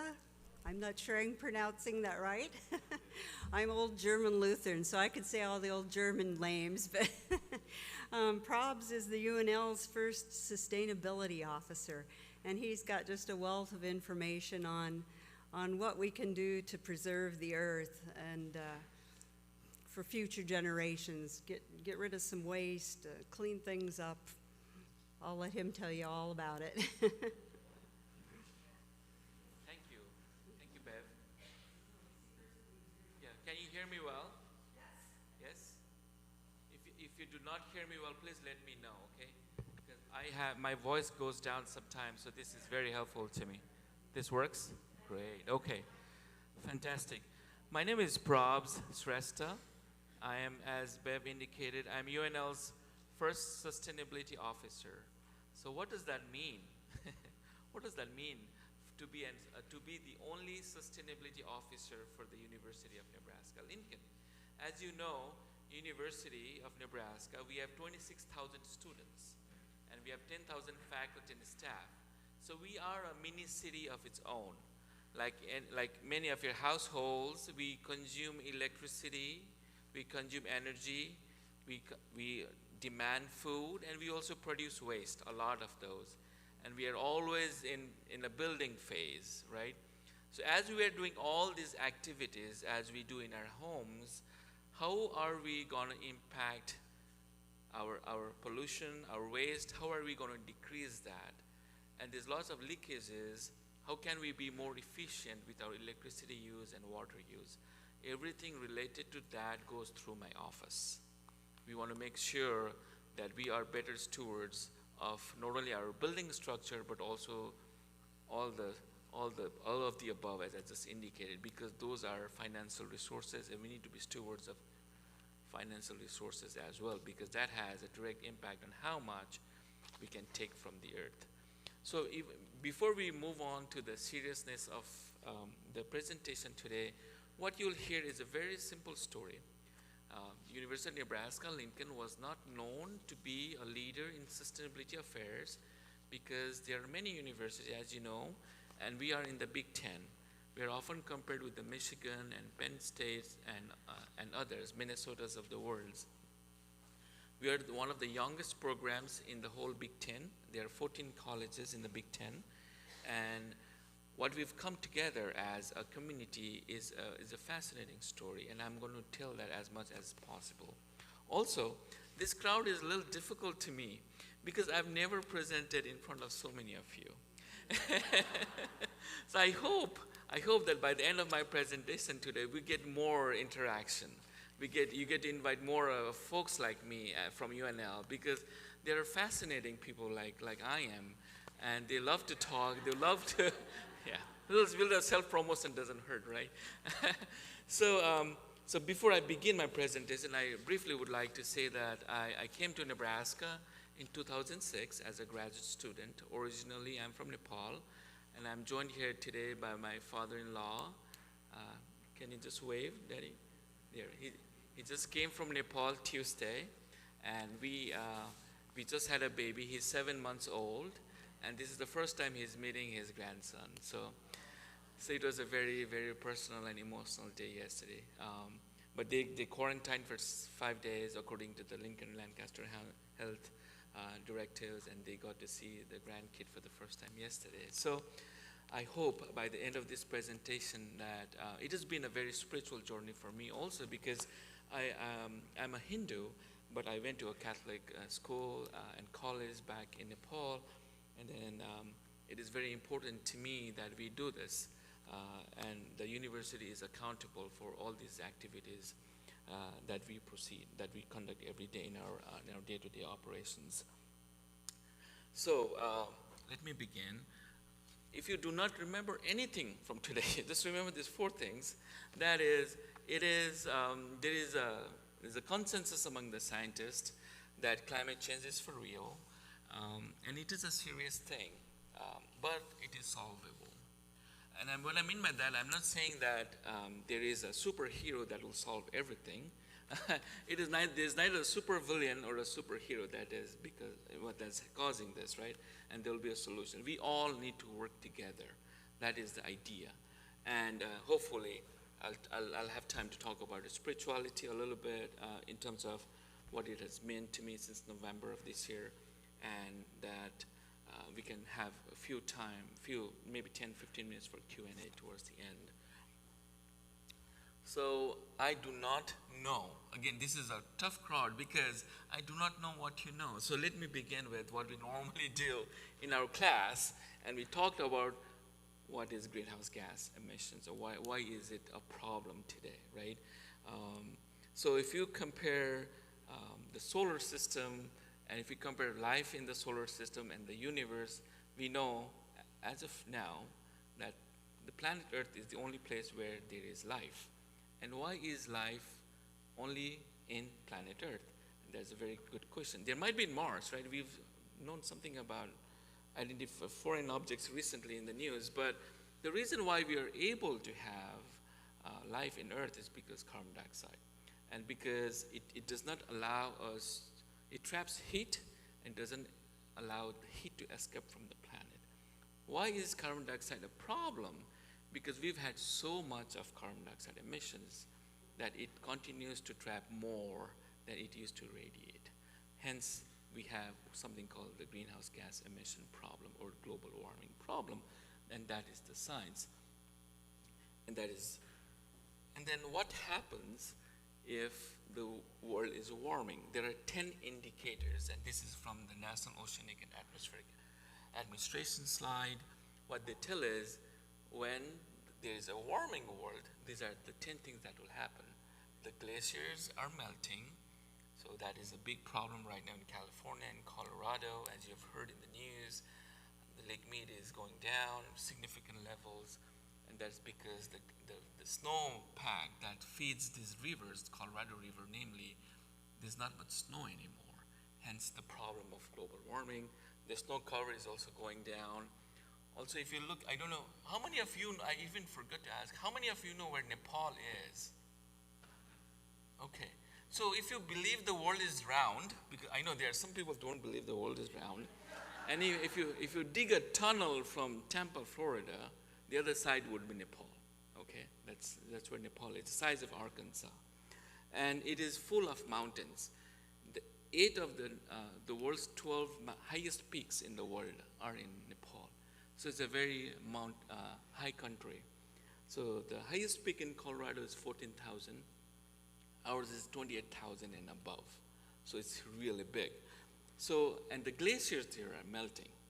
And lots of people depend on those snow melt for water, for our fresh water. And because there's less and less snowpack and more glaciers are melting, same problem as we're having in Colorado and in California, drought and all that is going to escalate. It's going to be even worse. That's what the scientists are telling. The sea levels are rising up, and if you look at the Antarctic and the Arctic, the snow cover there is also going down. I'm not trying to portray a real bad picture here, but that is what the science is telling me. And then why is this?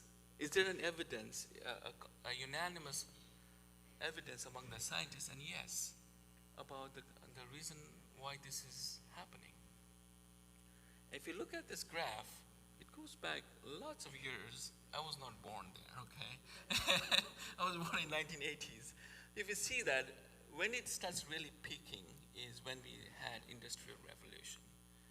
So we've always had the 1950 level of carbon dioxide on average. But what really happened is because of Industrial Revolution, everything, the amount of carbon in the atmosphere went super high. Hence, the temperature that we're seeing right now is at an unprecedented level. Every year got to be hottest than the last one. And scientists are predicting that it will be even worse, right? So if that is the case, it's a very serious thing.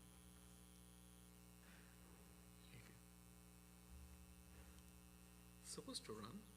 Okay. I'm Bob Inglis. I was a congressman from one of the most conservative districts in South Carolina, one of the reddest states of the nation. The National Rifle Association gave me an A, and so did the American Conservative Union. For my first 6 years in Congress, I believed that climate change was a bunch of hooey. When I ran again in 2004, my son had just turned 18 and was voting for the first time. He said to me, "Dad, I'll vote for you, but you're going to clean up your act on the environment." So I listened to my family. Got on the House Science Committee, got the opportunity to go to Antarctica, and saw the evidence in the ice core drillings. They show that the Earth's atmosphere has changed, and it's the burning of fossil fuels that's changed it, creating stronger storms and the risk of flooding from higher sea levels. A lot of us conservatives would like to avoid the issue, because we assume it means drastic changes and a bigger government. But it doesn't have to be that way. The conservative thing to do is to protect our families and nation against this threat. We can create a new energy future that has lots of jobs and lots of wealth creation, and that lights up the world with more energy, more mobility, more freedom. It's exciting to see more and more conservatives coming around on climate change. If you share our faith in free people and free enterprise, stand with us. Learn more about climate change and what you can do to help. Go to newclimatevoices.org. Thank you. So towards the end of my presentation, I'm going to talk about what we can do together, but absolutely, please go to that website that he just indicated. Can you hear me? Oh, sorry. Oh, wow. Okay, sorry about that. So this study was done by some of my colleagues. Don Wilhite has been a mentor of mine for a long time. And he and his team of experts at University of Nebraska Lincoln School of Natural Resources, that's where I got my PhD from. So they've studied how temperature has been impacting Nebraska and how it's going to impact Nebraska in next 10, 15, 20 years, or even in the next 50 years. So again, this was done in 2014, so it is 7 years old. But 7 years ago, they predicted that there will be an increasing amount of precipitation events. The magnitude of flood will be even larger, and this was again in 2014. However, they predicted that to be in next 20 years. But we all remember how 2019 was, right? And the scientists are, and we got to listen to the scientists. That is the common denominator here. And this is happening. This is happening now, and it is a serious thing. However, the other part to this equation is also who is getting the brunt of this pain? Who's feeling the most? And and the scientists, again, and in this case the social scientists, what they are finding out is the poor, the marginalized group, are seeing the brunt of climate change impact because they already are struggling to have their needs met, right? But if it's really hot day, they cannot afford to turn all the way their ACs. And if we have a cold freezing like we did this year, minus 32, it affects their disposable income and how much they can spend. Hence, the poor are really, really being affected more than the others. And most of this, also if you look at environmental degradation across the world, you'll find out that the landfills and the coal plants, most of them are in areas where the poor live. So hence the impact of those, whatever you name it, industrialized stuff, is mostly felt by the poor. And hence it becomes our duty and a morale to speak for it and do something about it. And then this is an extra slide, I don't know how it got there. So if that is the case, how are people all over the country talking about this? What are their perception on global warming? This is a very good study conducted by colleagues at Yale University. So what they have found out is that, and this is just 2020, this was done a survey, a nationwide survey, and they found out that 72% of the Americans, our fellow citizens, do believe in global warming. That has been changed over time. What about Nebraska? How does Nebraska compare to other places in the US? 66% of Nebraskans believe in climate change. How about this county here? Isn't this the Saline County? Yeah, right? So almost 66% of our county residents do believe in global warming as well. That's what the Yale study is finding out. And they believe that it's happening. They believe that it is caused mostly by human activities. More people believe that it is happening because of humans. And then it is affecting the weather today. Almost 60% of us are telling that it is affecting us today, okay? And then what this is what you can do about it. How are we going to do about it? Who are we going to go seek for help, right? Majority, and that area, you cannot read that, of course, because so much, so I had to concise it. But what it says is 74% of the county residents here believe that the colleges and universities have to do something about it. They look forward to the university to do something about it, right? To give them the proper instruction, like the credible source. And then that is, you don't see it again, but that is 60%. 60% feel like the citizens have to play a role in this also. So that is what they're saying. And it's not me, it's what the survey is finding out, and this was done by Yale University. So next slide. Okay. So we've talked about the science, we've talked about the seriousness of it.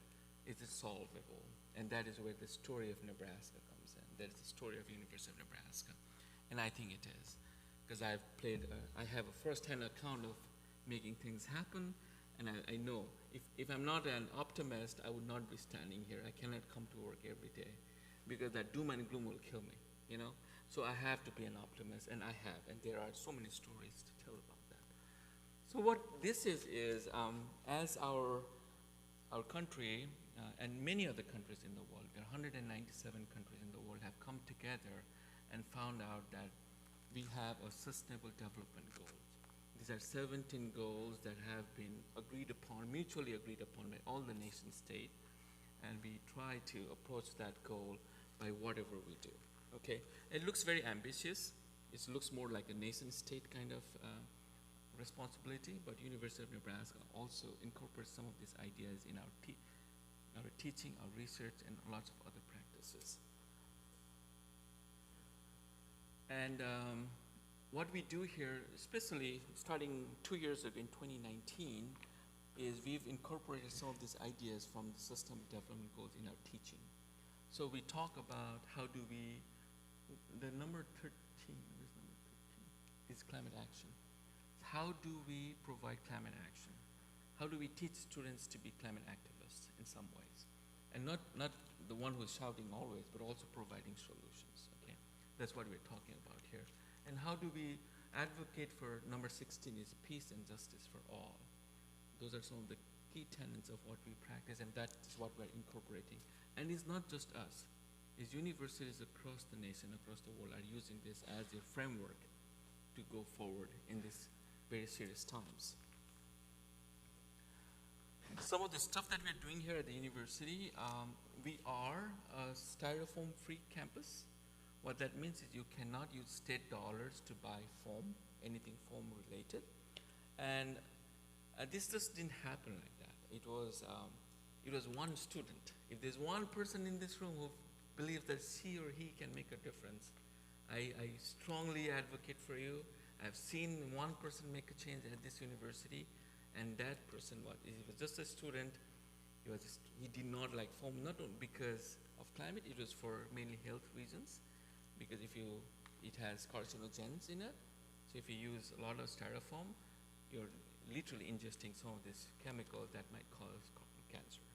So that was the main reason why he wanted university, and he wanted university to be an example in our community. So he collected 400 signatures, and he went to the student government, passed a resolution, and that was exactly when our previous president, President Bounds, had entered the university system, and he asked the student president, what is one thing that you really want me to work on? And he said, we want you to ban styrofoam on campus. So he not only banned styrofoam to University of Nebraska-Lincoln, but all across any system. So not only UNL, but UNK, UNO, UNMC, you cannot use state dollars to buy foam. That's how a policy can really make an impact, right? But that was just a student trying to do the right thing. How has that impacted on the supply side? I don't know how many of you know the Mail Coffee Shop. You know the Mail Coffee Shop that is so recently, a few years ago, they have changed their cups. I don't know if you've noticed that or not. No, they went from foam-free to a compostable cup. And why was that? Because they started a new business at our innovation campus. I don't know, have you been to the innovation campus? That's pretty good. It is one of the highlights of I think we all should be proud as Nebraskans, because what's happening there, the research-wise, it's pretty cool stuff. So they have a small coffee shop now at the mill has, but one of the requirements to do business, to conduct business with the University of Nebraska system, is you cannot bring styrofoam to campus. So they had to change their whole coffee cups.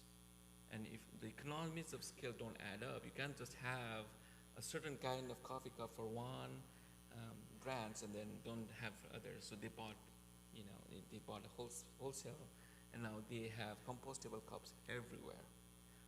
I bet you that student didn't think of that reason why he wanted to buy styrofoam. The other example is we also have Dunkin' Donuts on our library, and that is the only Dunkin' Donuts outside of New York State that does not use styrofoam. And that is because we have a policy at the university that you cannot bring foam. A policy is a good way to act as an example to do something about it at a local level, and that's a really good story. We have also been getting accolades here across the higher ed. The Princeton Review and the Sierra Club ranks University of Nebraska-Lincoln as one of the coolest and the greenest universities in the nation. We were not part of this ranking before, but right now we are. What that means to us is it helps us recruit talent. It helps us recruit students to University of Nebraska-Lincoln, because we are always fighting with other campuses to get the best talent. And when we have best talent come to your university, our ranking also goes up. because they contribute to the research and the service piece to our land grant mission. So, and also our Tree Campus USA, it is an accolade. We don't take it lightly. We were the first Tree Campus USAs. It is certified by Arbor Day Foundation. We were the eight first colleges in the whole nation, in the whole world, that were a Tree Campus USA, and we still maintain that. What that means is we have to have an active student participants in our tree program, and we do. We do tree plantation every day in conjunction with our student groups on campus. So if that is the case, so what are our students and faculty thinking about this topic? Do they want students, campus to do more? And the answer to this is yes. I surveyed this to 7,000 students, 1,000 faculty, and 1,000 staff in 2019. And on your left is faculty and staff insights. On your right are student insights. Majority of them wants University of Nebraska to do something about it. And one of the key insights here is many people don't know what to do. They care for the environment, they don't know what to do.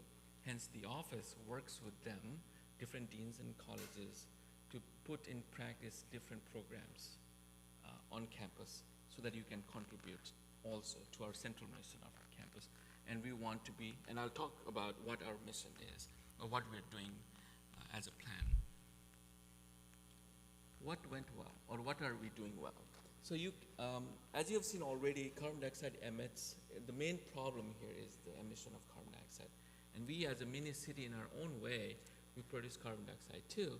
But if you look at our carbon dioxide inventory, which is a way to track which operation is producing more carbon than the other. So for an example, if faculty are commuting to work, which 80% of them do by driving solo, that amounts to something. And what is that something? That is what my office does. We calculate those emissions.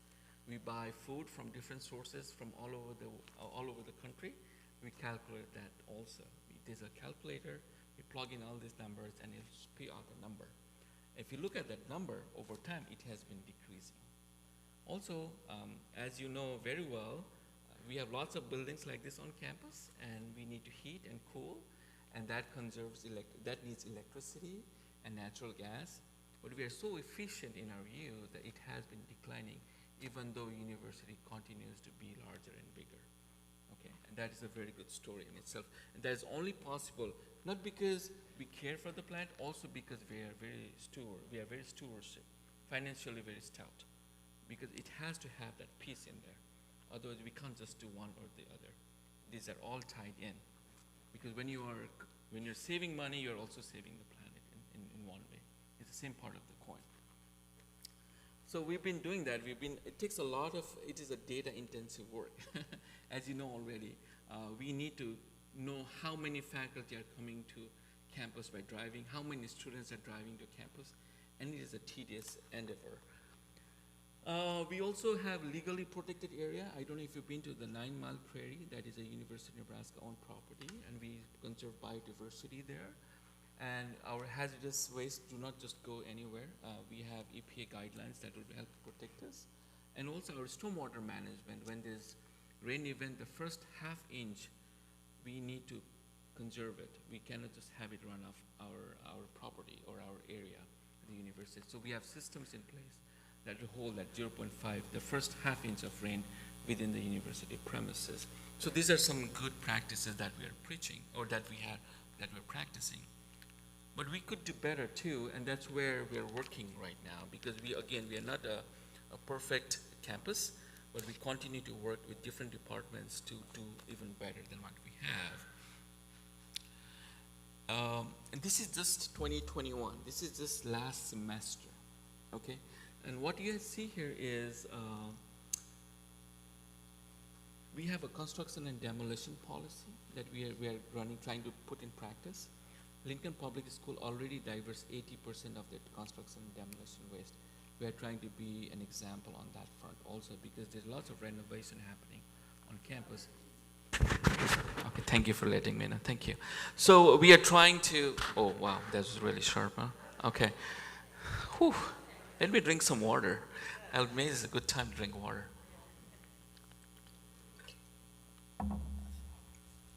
And also, we don't just spray any. Oh my God! Okay. Pastor did warn me about it, so I need to be very cognizant. Okay, but I'm glad you're letting me know. Two things that are happening policy-wise, like the foam policy, we are also having an integrated pest management policy. What that means is you do not just, if you see a bee, you cannot just spray a chemical, because it might be, you might be scared, right? But that is a pollutant. It might affect me because I'm allergic to that spray. You do not know what happens in a university. You do not know what the allergy is from the person sitting next to you, right? So you just can't spray stuff like that. So, but we have a full-time person. If there is something, if you have bugs problem, anything that is inside your building, you just call that number and he will be there to help you out. And it has not been a policy, it has been a practice, because our auxiliary units, as you know, the union, the rec center, the athletics, the housing, they do not have that practice in place. So when you have a policy, it is a policy for the whole campus, and you have to abide by it. The other thing is our master plan. We did not have a master plan. What that means is, imagine going on a highway with no direction or no objective in mind. Like you do not know where Witt is, and you're going, but you don't know what direction to go, right? But now we do. We never had that before. And I'll talk a little bit about what our master plan says and what direction and what goals that we want to achieve as a university. Also, we worked on almost $1 million project, and I wrote this grant through, and we got funded by Department of Environmental and Energy and Nebraska Environmental Trust. Wherever you go on campus, you'll see this kind of bins for recycling, trying to make it easy, convenient. What we found out through our own study is just in our Love Library, which is the central library on our campus, and just between one building, there were 14 different kinds of recycling bins, 15 different signs. The students are all confused. Nobody knows what to do. So we want to get rid of all that. So we bought a whole bunch of these bins, and it is in this we're in the process of putting it back on our campus. What has hurt us is COVID, and nobody's on campus. We're working primarily online, off campus. So we have these bins, but nobody's using it because nobody's on campus. So hopefully next fall we will see how effective this has been. But it's one of the coolest projects I've worked on. And then what are the students doing? What are they campaigning for now? What do they want us to do next? They want university to be plastic free. What does that mean? A single-use plastic free. So if you go to the union, we have a Subway there. They give you your Subway buns and a plastic bag. They do not want that happening on their campus. We work for the university. We work for the students. If that is what they want, we have to make it happen. So that is the kind of work that I do or are working on. Also, when they're traveling for research and whatnot, they want to offset their carbon emissions. Whether they're traveling by car or by plane, they want to offset that carbon by planting trees or investing in solar farms somewhere here locally. So the next slide is going to be about our plan, what we are envisioning here at the university. This plan was worked by 60 different faculty staff. It took us almost 18 months to come up with a plan, and energy is a big portion of this. Okay, by 2050, we want to be a net zero, meaning that we will not be producing any carbon at all from any of our operations on campus. But it's not now, it's not tomorrow, it's in next 30 years.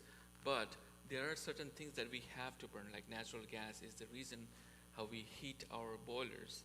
And we are hoping that there will be a technology in next 30 years that will make us not use natural gas for boiling and heating our campus. And also we want to use alternative modes of transportation. As I said, 80% of our faculty staff use their private cars to come to campus. We have aimed in that in the next 10 years or more, we want our campus to be 50% alternative modes of transportation. Short term, in the next 4 years, this is what we are planning to do. We're trying to use our energy use intensity of our buildings by 10%, which is very ambitious also. And also we're trying to see 2 or 3 renewable energy projects on campus. What that means is we do not have solar panels on campus. It doesn't make economic sense, but we are a research university. So our students are asking that we put some solar panels on campus. So in next 4 years, we'll be putting a couple of those on campus. I'm already working on one right now. And then for any major building that we're going to build, like we're building College of Engineering, it's a $70 million project. We want to have some kind of solar panels installed in the roof or somewhere that has to be incorporated in the building design. And that's what we're working. And this is just energy. We have a few more. I'll do it very quickly. What about the water? So water is very interesting because there's no one department that you can go to solve water. What I know of is there was a student who came to, he was a freshman. He's lived in the residence hall for almost 6 months, and he wrote to me in the spring, January, and he said, Probs, I'm in this dorm A, and I go to shower, the shower is always on, nobody's in the shower, the faucets are always running, nobody's just closing the faucet, and there are 10,000 kids that live in these dorms. We have 8 different dorms, and there's no accountability. These are, again, 18, 19 years old, and he said, I want to do something about it. And what do you want to do? And he said, I just want to put a sticker that says conserve water. So simple, right? And maybe that will nudge people to think about it. And I said, well, that's a really good idea, but I cannot help you because I'm not the housing director. I do not control it. She is my peer, she's my friend, but I cannot tell her what to do. You have to get permission from her. So I gave him that email, sent an email. He did, because he CC'd me on that email. No response. No response, no response, no response. It was April, and as you know, they move out end of April, right? There was one sentence email back to him, and he said, we have anti-poster policy on this campus, on this housing. What that means is if I allow you to put a sticker, I have to allow this person also to put a sticker. But this is different. Literally came to my office and cried. What did I do wrong? It's so hard for me, you know, it's just so hard. I said, well, it was a learning lesson, it's a teaching moment for me, and this is complicated. It's not, even though the solution is right there, and whatever we do, sometimes it gets complicated. And we still, that question still lingers. There's even not a sticker, even today, in our residence hall that says conserve water. Hence, I took a personal responsibility to do something about water use on our campus because, as you know, I don't know if you know or not, but City of Lincoln is one of the most vulnerable cities for water use, freshwater use, because all of our water comes from Platte River. And if Platte River is drying up, we have nowhere to go for our water source. And a few years ago, when there was huge drought, we got lots of complaints because people didn't know why our grass was so green where theirs was very dry, right? But people don't know that we have a very efficient irrigation system on our campus. We spend almost $1 million to run that. It is on automatic. It takes soil temperature, soil precipitation, atmospheric use, and then it runs on automatic. So if it's raining, you'll never see our sprinklers go because it is all done by AI and that kind of stuff. However, there's still room for growth. If you know East Campus, have you been to the dairy store, right? We all have been to the dairy store on East Campus. There is the whole East Campus. We have 1 meter for the whole campus. So if there's a leakage somewhere, there's no way to find out where the leakage is until you get the bill in 2 months. So it's not efficient, it's highly inefficient system. So that's what we mean. And again, I shared this story of a student to some of my colleagues in the operations. And the utility director pulled me aside after this meeting and said, Probs, you're talking about drops of water being saved. Our boilers and chillers, when we clean them, there's millions of gallons of water that just goes down the drain. I'm like, no way. Are you serious? Yes. That's what we mean by portable water use. What we're trying to do is, can we reuse that water mainly for irrigation, not for drinking and whatnot, but we could definitely use that water after being treated for our irrigation, and that's what we are trying to start here. We're trying to do that in next 10 years. In the next 5 years, we're trying to do, again, what will get us there is we want, like all your houses, we have meters for water and heat and electricity. There has to be accountability of some kind. So we want to start installing those meters in each building so that we do not have to wait for 2 months when there is a leakage somewhere, right? Because that does not make sense. We do not have any water conservation plan for the university. None. We don't. We have for electricity and energy, we do not have for water. But we are working on it. Again, we are a work in progress.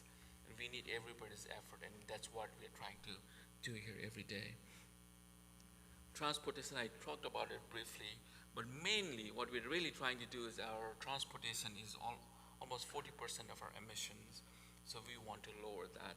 And we want to use less and less parking. We want our central of the campus to be car-free, so you can park around campus, but you cannot park around the main campus area. And we want you to use more bikes and alternative modes of transportation, like public transportation. But however, that has to be in conjunction with the city, right? Because we are embedded in the city. If the city does not have plans for public transportation, we use city buses. So it has to work together, and we do a lot of work with the city as well. And last but not the least, what I wanted to really talk about is, what are the other areas? How about waste? How about recycling? We want to be zero waste in next 8 years. And we are already at 60% diversion right now. We're talking about next 30% in next 4 or 5 years. And I think that is an achievable goal. Also, procurement. That defines what comes into our campus. So we are working with our procurement services to decide what comes and what does not come onto our campus. Many campuses at other, like in California, when you go to the vending machine, you do not see plastic water bottles. You would see water bottles made of cardboard. And that's what some of the students want us to strive for as well. So these are some of the stories that we've had and that we're pursuing here on campus. We have a goal, we are work in progress. And then last but not the least is spiritual. It is very important we do this. Why?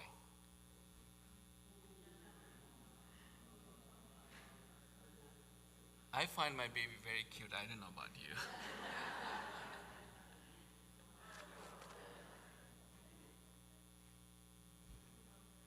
And that's Holmes Lake.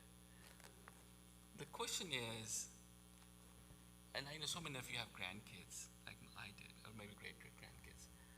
They will not enjoy the planet that we have as we did. That is the question, if we do not do something about it, right? It's very personal to me. It's not that I didn't do it before, because I've been working on this for a long time. He has added a new definition, a new meaning to everything that I do. Because I know, because I'm a scientist, I know what is coming. So we need to give them hope.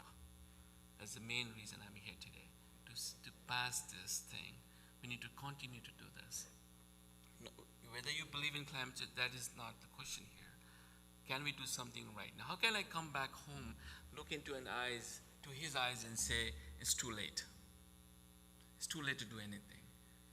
And what if he said, did you try? That's what it is. How can you do that? Because I also teach this. I'm teaching right now. I have 20 kids in my class.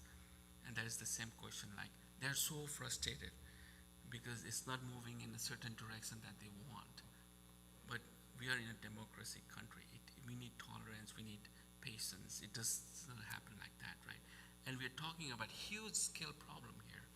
And what I tend to do is forget what happens outside your community. Think inside. What can you do today, right? So an example of that would be, when I came here in 2006, so I'm an international graduate student. My football for me is soccer. So my friends took me to the place, right? The Memorial Stadium, right? We all go there, we enjoy, it's so fun, I love it. But boy, have you ever noticed how much litter is there before, after? It literally is a filth. I'm not kidding. And for me, where I come from, that is not acceptable. So what we did starting 2009 was just me and a friend of mine.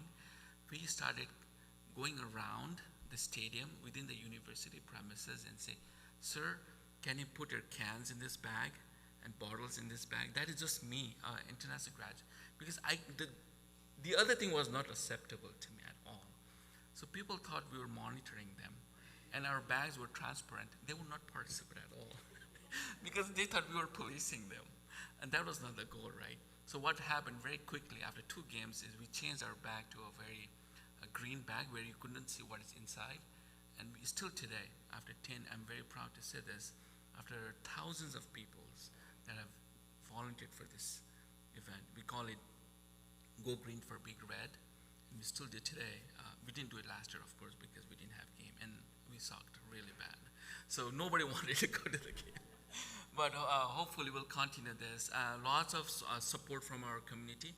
All these volunteers are fed, and the water is donated by local, and I do not go for any like multinational, like small mom and pop like cafeterias in town. They provide food donations for all these volunteers. So you have to, you can still go to the game. So we meet 2 hours before, we circle all the parking lots, provide them with green bags, and we tell them where they need to, what they need to do after. You just have to put it, wrap it, and there will be somebody who will come and get it for you. So easy, seamless, right? The guy who collects this, because he's getting solid aluminum cans, he made $40,000 one year just because of the volunteers initiative. It was half a full of trailer. So it is a win-win situation for everyone, you know. And if I can do that, just because I think we can do a lot more. How many high school games are here in the state, right? How many other activities are here? We tried, a few years ago, we also had Paralympics on our town and with the university. We made that event very recycling friendly also. We're working with the Lincoln Marathon group to make that event plastic free. If not, make sure that they are recycled. So we are making inroads in all that. Why? Why is the question? And it is, you just can't not do it. It is a moral imperative. We need to do this together. It's not about left or right or you or me, white, black, brown, doesn't matter. We just have one earth that we all share, and we're so blessed to have this earth. We need to be a better steward of this. Also our students. Eco-anxiety is for real. I don't know if you've heard this word I don't know if you even know this word or not. How many students come to my office and say, I read the news, the sky is falling, I don't know what to do. I have anxiety issues, and it is real.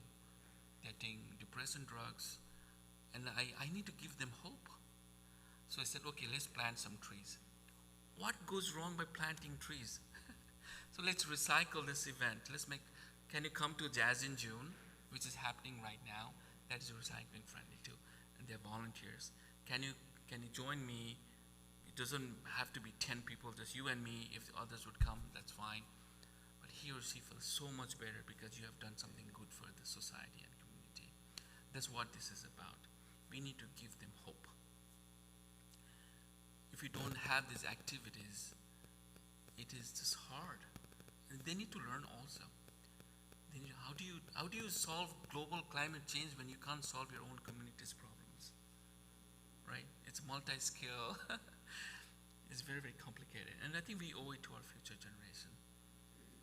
I need to look into my kids' eyes and say, I tried and I did and I'm doing it. I cannot say, this is the end. Where is the hope going to be coming from? And I think this is the last slide. Let's work together.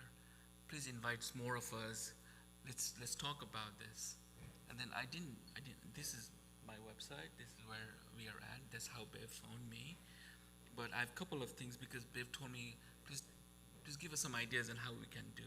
I think the first thing you can do is you can talk about this. Let's not just ignore it because this is something in the future and this is something happening in the polar caps or in Nepal or in Colorado. This is happening right now.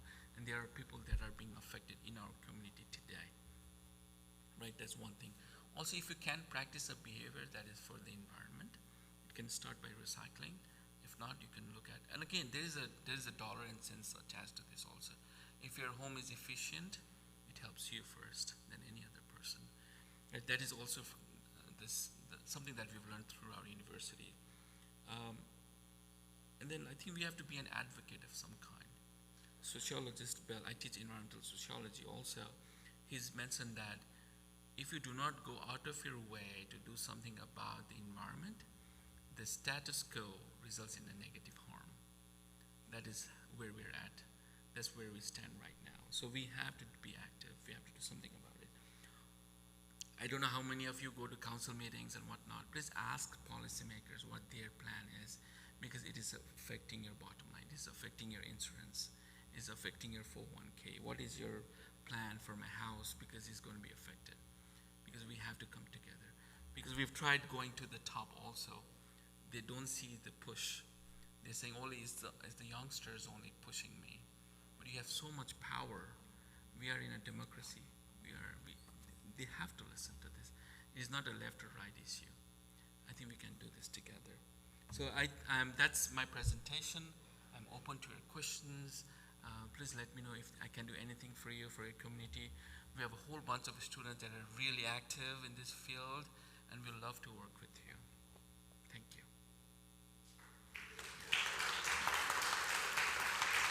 Cool.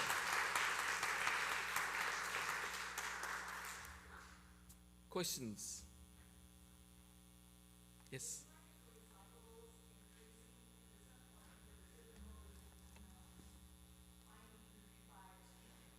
Yeah, that's a very good question. We've struggled as a university too. But again, it's a market, it goes up and down. So even though it's down, doesn't mean it's not going to come up. But as you can see, cardboard, there's a reason why City of Lincoln banned cardboard from entering the landfill, right? Because it is a commodity. Recyclable, even though if I ask, and we recycle a lot in our house too, but it's very market dependent. And also what you can recycle in Boulder, Colorado, or in San Francisco, or even in Iowa doesn't mean we're gonna recycle the same thing. It's very market contingent of the market. So there's no value for glass in Lincoln, Nebraska right now. So hence you cannot recycle glass. If one of your recyclers is asking you to segregate the glass, that he's lying. There's no place for glass recycling in the city. But yeah, the point is very well taken. Market is going up and down. Also, because of so many of us buying online, there's an increase. The market for cardboard is going up again, which was really bad because of a few years ago, because of China ban and whatnot. But it's coming up again. What happens, and especially in our campus, I don't know if you notice in that picture for that recycling bin on campus, is we know that there's a value for office paper. We know there's value for aluminum.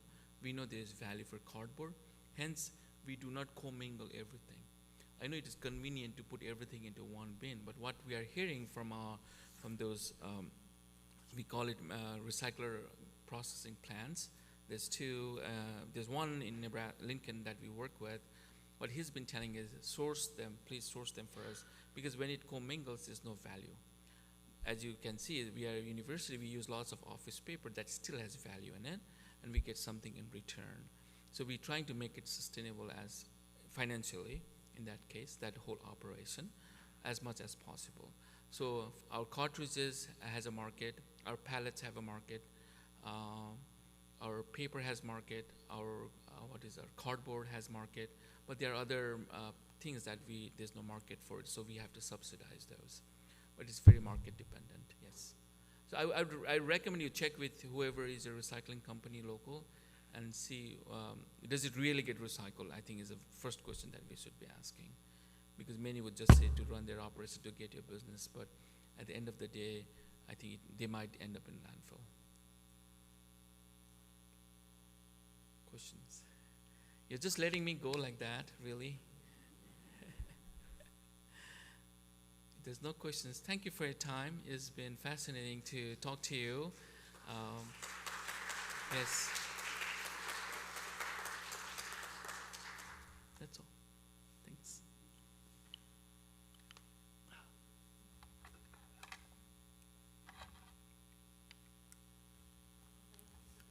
Thank you. Yeah, absolutely. Okay, we'll do that. Thank you.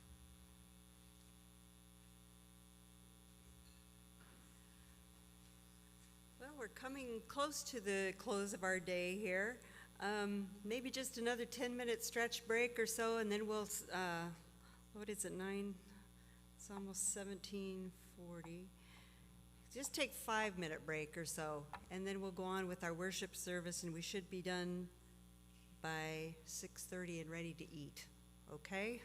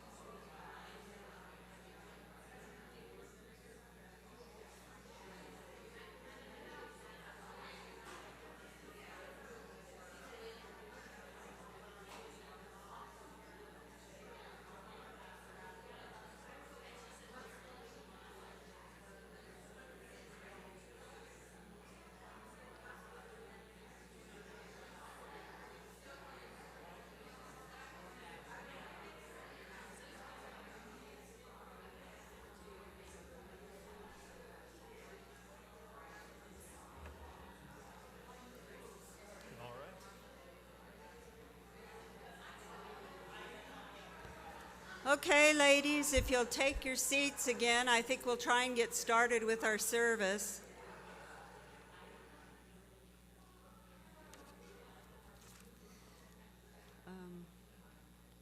In your packets, you've probably already noticed we've got a lot of information on recycling and reusing, and a lot of information in there that you can look at and get websites to go on.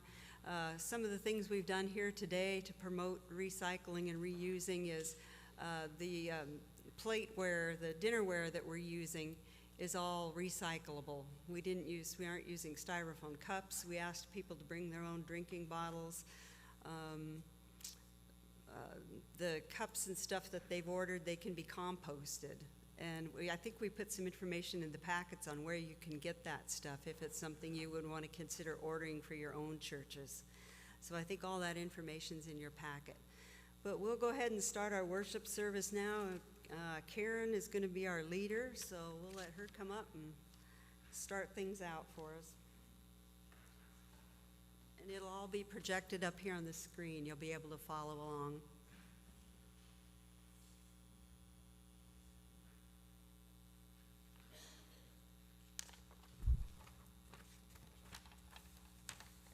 Welcome to our worship service, and we'll start with the litany, and please follow along. We gather today in the name of the Father, and of the Son, and of the Holy Spirit. Amen. This is the day that the Lord has made. We will rejoice and be glad in it. Our scripture for this spring gathering day is from 1 Timothy chapter 4, verses 4 through 5. For everything God created is good, and nothing is to be rejected if it is received with thanksgiving, because it is consecrated by the word of God and prayer. And now join in the hymn for the day, Praise to the Lord, the Almighty, the King of creation.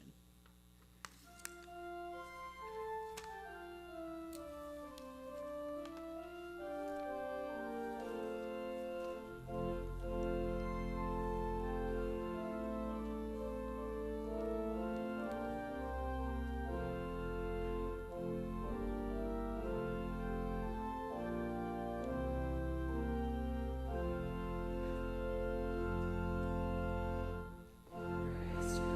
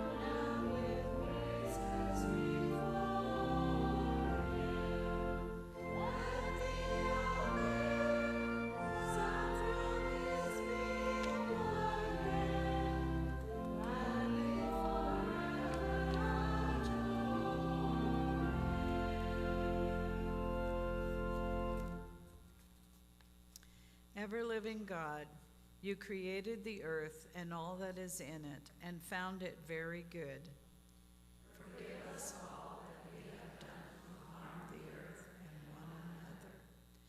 God of life and love, you created all that exists to sustain life on the earth, human life and all forms of life, and the landscapes and ecological systems that underlie all life.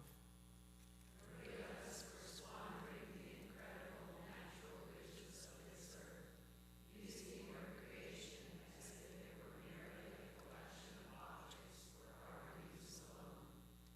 God of grace, you sent your Son, Jesus Christ, to reconcile all things, making peace by the blood of his cross, and making us ambassadors of his will for restored relationships. Forgive us for not truly understanding what it means to live abundantly in the richness of relationships built on justice, peace, compassion, and sustainable interrelationships with all of your creation. God of mercy and hope, forgive us our apathy and arrogance, short-sightedness and greed. Guide us now in your holy word, that we may understand what you call us to do. Give us the wisdom, compassion, and courage to do all that we can to restore, preserve, and protect your creation. All praise and glory are yours, now and forever. Amen. Our first reading this afternoon is from Psalm 8, verses 1, 3 through 6. O Lord, our sovereign, how majestic is your name in all the earth. When I look at your heavens, the work of your fingers, the moon and the stars that you have established, what are human beings that you are mindful of them, mortals that you care for them?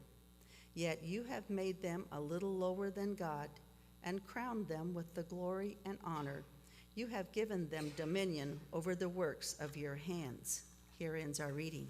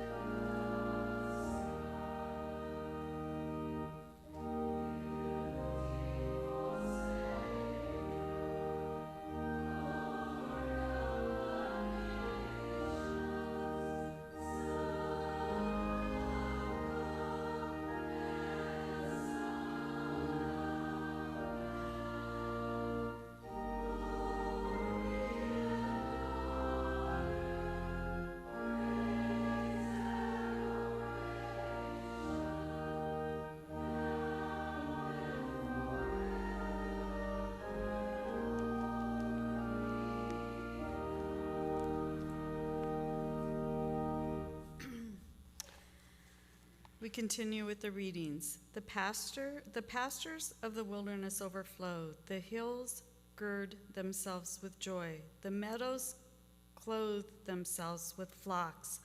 The valleys deck themselves with grain. They shout and sing together for joy. Let all the heavens be glad, and let the earth rejoice. Let the sea soar, and all fields. Let the field exalt. Let them show all the trees forth. Let the sea roar, and all that fills it, the world and those who live in it. Let the floods clap their hands. Let the hills sing together for joy at the presence of the Lord. Praise him, sun, moon. Praise him, all shining stars. Praise your highest heavens and the waters above heavens. Let the praise and name of the Lord be commanded.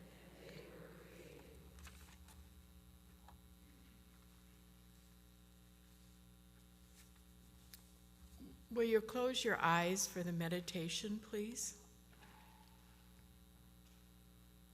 If the earth were only a few feet in diameter, floating a few feet above a field somewhere, people would come from everywhere to marvel at it.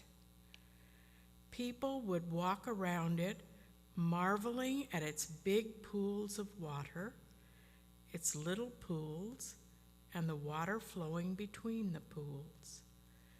People would marvel at the bumps on it and the holes in it, and they would marvel at the very thin layer of gas surrounding it and the water suspended in the gas. The people would marvel at all the creatures walking around the surface of the ball and in the water. The people would declare it precious because it was the only one, and they would protect it so that it would not be hurt. The ball would be the greatest wonder known, and people would come to behold it, to be healed, to gain knowledge, and to know beauty, and to wonder how it could be. People would love it and defend it with their lives, because they would somehow know that their lives, their own roundness, could be nothing without it. If the earth were only a few feet in diameter. That was Earth Ball by Olaf Sarsholt.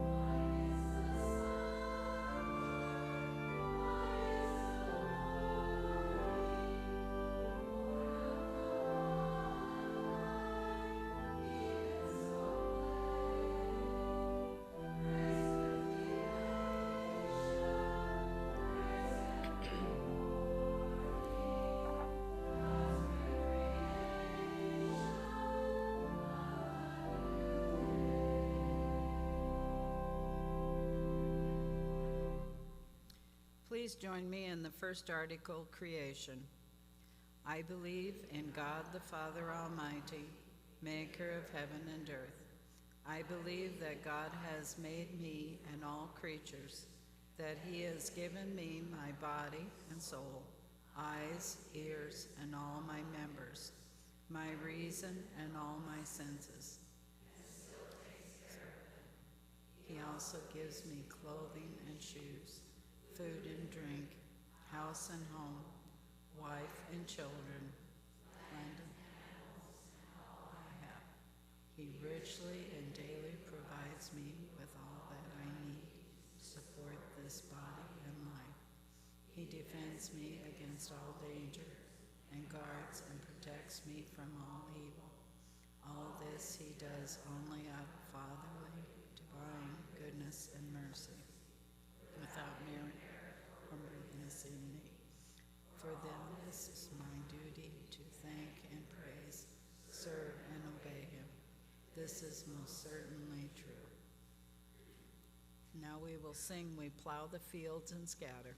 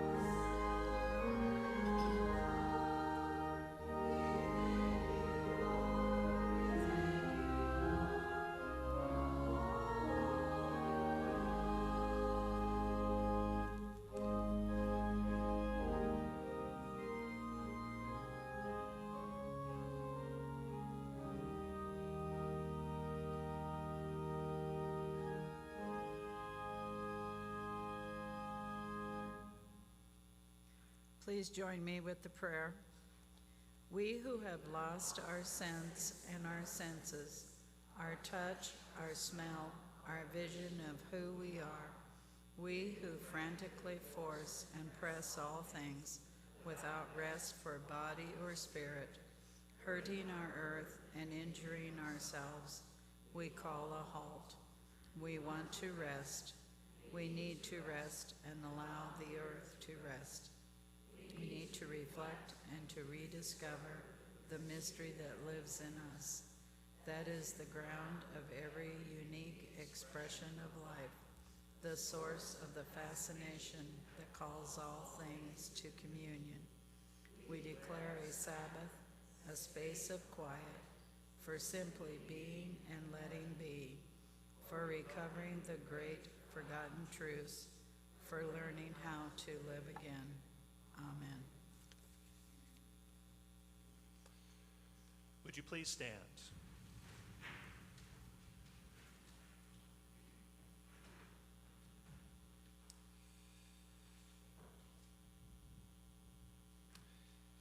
In the night in which he was handed over, our Lord Jesus took bread and gave thanks, broke it, and gave it to his disciples, saying, "Take and eat.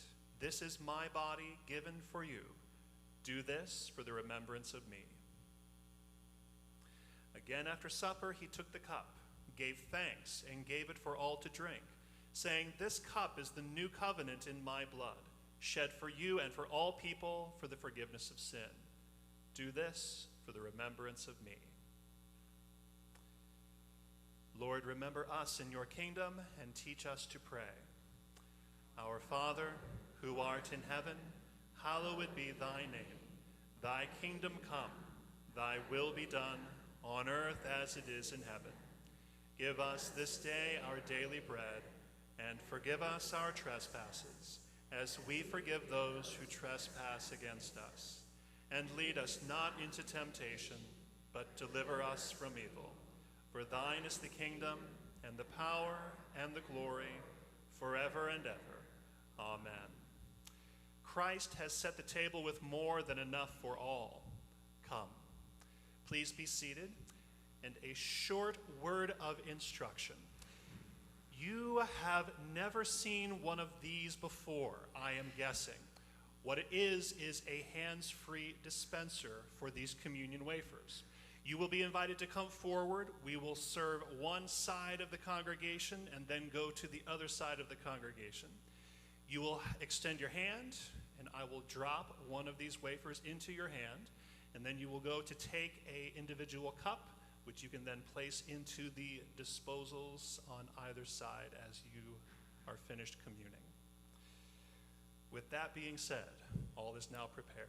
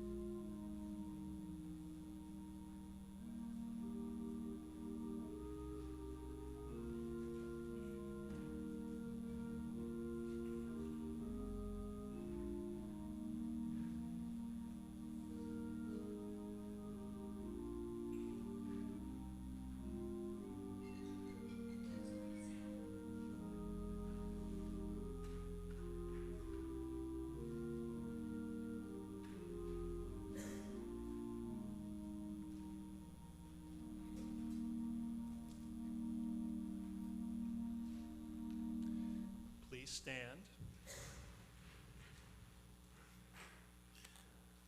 The body and blood of our Lord Jesus Christ strengthen you and keep you in his grace. Amen.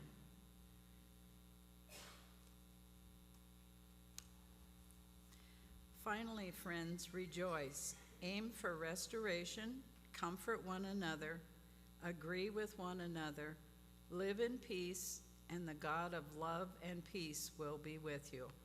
Now please join us for the beauty of the earth.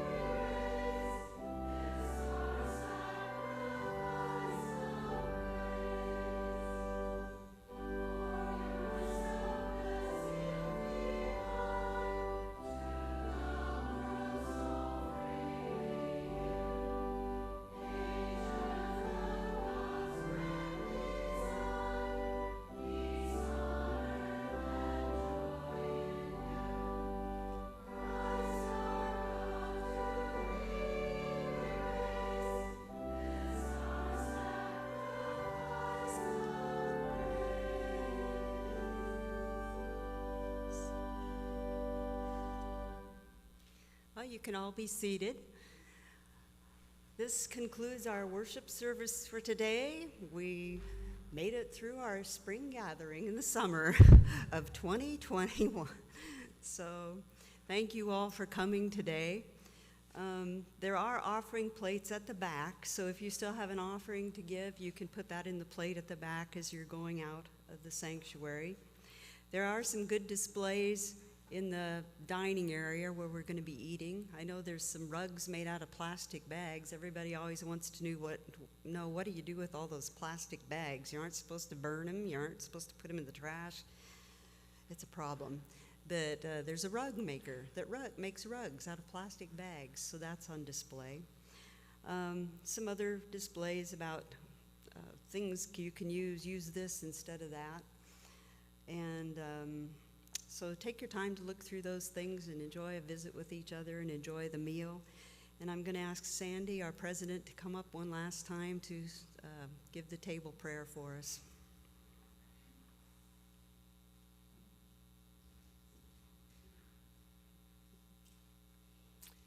Let us pray.